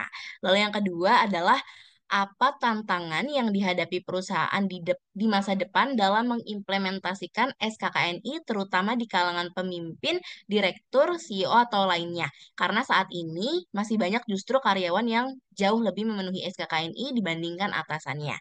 Terima kasih. Monggo mungkin dari Pak Rifki dulu, baru nanti ke Pak Erik ya. Oke, terima kasih. Yang pertama pertanyaannya lumayan ini ya Pak, kontroversial juga ya Pak. Saya sebenarnya nggak bisa banyak komen di sini ya Pak. Gini sih, kalau dari saya sih intinya cybersecurity di Indonesia ini ya karena kita juga kan masih berkembang gitu ya Pak ya. Kami rasa itu masih masih positif outlooknya gitu ya, masih banyak yang harus dibenahi betul. Ya mungkin Bapak Ibu sekalian bisa cari statistiknya gitu ya, bagaimana jika kita di-compare dengan negara tetangga gitu ya, apalagi Singapura ya. Mungkin seperti apa hasilnya Bapak Ibu bisa bisa cari gitu ya. Cuman kalau kami melihatnya adalah justru karena banyak yang harus diperbaiki, jadi banyak yang bisa kita pelajari seperti itu ya. Kalau instansi pemerintah bla bla bla melemahkan segala macam itu saya nggak punya komen di situ gitu ya. Tapi intinya dari pandangan kami tadi ya, cyber security ini masih menarik ya, banyak yang harus diperbaiki dan juga artinya banyak harus dipelajari, terutama yang niche gitu ya, spesifik berkaitan dengan mitigasi risiko siber manusia, yang mana itu merupakan istilahnya itu tagline-nya kami gitu ya, atau misi dan visinya kami ada di sana. Itu kami akan terus melakukan riset di situ ya, dan coba memberikan kontribusi juga gitu ya ke negara ini pastinya kayak gitu. Lalu yang kedua, tantangan yang dihadapi perusahaan gitu ya di masa depan dalam mengimplementasikan SKKNI, terutama di kalangan top eksekutif gitu ya, manajemen. Karena saat ini masih banyak justru karyawan yang jauh lebih memenuhi dibandingkan atasannya. Ini kembali lagi ke masalah organisasi ya, Bapak, Ibu sekalian. Em, em, Malah justru kebanyakan ya program awareness itu jalan karena ada buy-in dari top level management sebenarnya Bapak Ibu sekalian. Jadi misalkan contoh eksekutif ini tahu bahwa kita punya standar mengenai kesadaran keamanan informasi. Jadi bagaimana melaksanakan, merencanakan, melakukan, melaksanakan, mengevaluasi program cyber security awareness yang baik gitu ya. Itu saya rasa kalau top level eksekutif atau manajemennya sangat aware dengan SKKNI, itu pasti akan turun ke bawah. Dan kalau di bawah ternyata para karyawannya sudah aware, maka akan sangat mudah sekali mengeksekusi program ini gitu ya. Jadi kalau udah begini situasinya, saya rasa ini udah bukan lagi levelnya ini udah bukan lagi awareness for compliance, tapi udah awareness for culture ini sebenarnya yang seperti ini gitu ya. Jadi kembali lagi dan bagaimana membuat kalau misalkan top level manajemen itu agar bisa lebih aware dengan ini, ya macam-macam juga caranya dan itu kembali lagi ke skala perusahaan masing-masing. Kalau skala perusahaan besar biasanya ya di istilahnya diawali dengan yang tadi kepatuhan biasanya gitu ya. Dari kepatuhan berpikir buat apa kita hanya kepatuhan, ayo kita bangun, bangun budaya gitu ya. Tapi kalau ada juga skala perusahaan yang lebih kecil mungkin baru terpantiknya itu adalah ketika terjadi insiden. Ya, terjadi insiden, oh baru jadi sadar, baru jadi bebenah segala macam untuk dilakukan tindakan-tindakan preventif agar tidak terulang. Seperti itu. Ya, mungkin itu yang bisa saya jawab, Fatih. Ya Oke, mungkin mungkin Mbak. dari Pak Erik mau Ya menambahkan? boleh. Ya, jadi pertama yang menarik ini memang ini ya, apa sebagai itu bisa justru dilemahkan gitu ya. Jadi gini kita harus pisahkan keamanan siber dengan ini ya, mungkin judi online gitu. Jadi lebih ke ini sih kalau judi online kan memang lebih ke penipuan gitu ya. Walaupun memang di sana ada aspek keamanan dalam artian biasanya situs judi online itu rentan atau ditutupi malware. Makanya zaman dulu oh ya saya sering sih bilang kok bisa jangan pernah buka judi online. Kenapa? Karena biasanya pembuat aplikasi judi online, saya pernah ada salah satu rekan itu mantan pembuat situs judi online. Rata-rata kan judi online itu kan pakai aplikasi dari Cina ya gitu ya. Codingnya dari Cina terus apa dimodifikasi. Memang rata-rata dibuatnya pertama algoritmanya memang sengaja dibuat ya akan kalah. Makanya saya heran kalau sampai sekarang ada orang main judi online itu dalam tanda kutip otaknya kemana gitu. Karena itu udah pasti akan dikalahkan gitu loh. Ada yang menang itu memang udah strateginya. Mungkin dari 100% mungkin 1% orang dimenangkan dengan angka yang besar, tapi sisanya itu akan kalah. Salah algoritma udah dibikin memang akan kalah dan bandar pasti yang akan menang itu pertama. Kedua, mereka dapat uangnya selain itu juga dari malware. Mereka susupkan malware biar bisa mencuri informasi. Nah, bayangkan kasus Komdiji kemarin, satu orang oknum itu menghandle sampai ratusan email, ratusan orang itu online gitu kan. Bayangkan berapa banyak, berapa ratus komputer yang bisa kita berikan malware. Dan bayangkan kalau saya pakai komputer-komputer itu buat nyerang situs pemerintah atau swasta, seberapa besar yang bisa saya kirimkan dengan begitu banyak komputer yang terinfeksi oleh malware-nya saya. Nah makanya, again, kalau di sini, saya nggak tahu, semoga peserta di sini nggak ada yang main ya, tapi udah pasti main judi online itu udah pasti kalah gitu, udah pasti nanti nggak akan menang lah gitu. Yang menang paling bandar sama orang-orang pilihan aja. Nah, jadi solusinya mungkin susah Bapak Ibu karena ini oknum dan back yang nge-backing ini luar biasa ya. Saya nggak mau sebut walaupun saya tahu, tapi sangat besar gitu. Nah, yang bisa kita lakukan pertama ya dari kehati-hatian kita sendiri, awareness kita ditingkatkan gitu ya. Kedua dari sisi kami mungkin sebagai praktisi gitu ya, saya Mas Rifki dan rekan-rekan Cybermed, ya kami berusaha makanya membuat perusahaan ini itu fokusnya ke awareness karena manusianya itu kan yang cukup sebenarnya lemah gitu kan ya. Makanya kita perkuat dengan kita bikin banyak konten-konten awareness sebenarnya. Itu tujuannya untuk membantu. Nah, makanya kami juga terbuka nih kolaborasi. Mungkin di sini kalau nggak salah kan ada yang dari government ya, ada yang dari BSSN mungkin atau dari kementerian lain. Ayo kita bersama-sama ya membangun gitu. Apalagi personal kan saya kan juga seperti disebutkan Mbak Fatih tadi saya kebetulan baru join di Kadin gitu dan memang salah satu tugas saya itu adalah literasi. Jadi saya harus menggandeng banyak pihak dari government terutama dan juga dari publik masyarakat itu untuk kita bisa membangun industri keamanan cyber yang lebih baik. Itu yang pertama. Yang kedua, kalau terkait dengan kompetensi sebenarnya kalau kita baca dokumen SKKNI-nya ya, kalau kita udah baca bagian depan, bagian pembukaan atau bagian awal, sebenarnya SKKN ini ditujukan untuk staff, security awareness di level staff sama kalau nggak salah itu supervisor atau manager. Jadi memang nggak akan nyampe ke si level, kompetensinya udah beda gitu. Jadi memang ditujukan untuk level-level supervisor lah gitu ya. Itu mungkin bisa saya jawab gitu itu. Terima kasih. Oke, siap. Terima kasih banyak atas jawabannya Pak Rifki dan juga Pak Erik seperti itu. Oke, Sepertinya ini adalah pertanyaan terakhir ya Bapak Ibu. Mohon maaf nih jika ada pertanyaan yang belum sempat terjawab ya karena memang waktunya terbatas seperti itu. Tapi jangan khawatir, kami akan mengirimkan jawabannya melalui email yang Bapak dan Ibu cantumkan ya pada saat pendaftaran dan akan kami kirimkan jawabannya setelah acara ini selesai. Seperti itu. Baik. Kita udah nggak terasa nih ya Bapak dan Ibu udah di penghujung acara aja gitu. Tapi sebelum saya akhiri webinar ini, berikut rangkuman singkat dari materi hari ini. Pembicara pertama kita yaitu Pak Erik Budi Pratama telah menjelaskan pentingnya SKKNI dalam membangun kesadaran keamanan informasi, serta bagaimana SKKNI ini bisa membantu membentuk budaya keamanan di organisasi dan implikasi kepatuhan terhadap SKKNI terhadap operasional dan juga regulasi perusahaan. Lalu pembicara kedua kita yaitu Pak Rifki Reynaldo telah memaparkan peran teknologi dalam mendukung kepatuhan keamanan informasi termasuk juga penerapan solusi teknologi dalam standar SKKNI, serta juga terkait dengan studi kasus implementasi teknologi dalam meningkatkan kesadaran dan juga mitigasi risiko keamanan informasi. Nah, kami berharap ya webinar pada pagi kali ini bisa bermanfaat bagi Bapak dan Ibu sekalian. Dan sebelum menutup acara, kami ingin mengingatkan nih untuk Bapak Ibu untuk mengisi survei singkat yang akan muncul setelah webinar selesai. Masukan Bapak dan Ibu sangat penting ya untuk kami nih untuk meningkatkan kualitas acara kami di masa mendatang. Lalu untuk pengumuman door prize-nya itu akan diumumkan melalui email ya Bapak Ibu ya. Dan pengumuman ini akan berjalan paralel dengan pengiriman recordingnya seperti itu. Nah, bagi Bapak dan Ibu yang menginginkan materi webinar pada pagi kali ini, sampai siang kali ini, silakan email ke webinar@cybermed.com.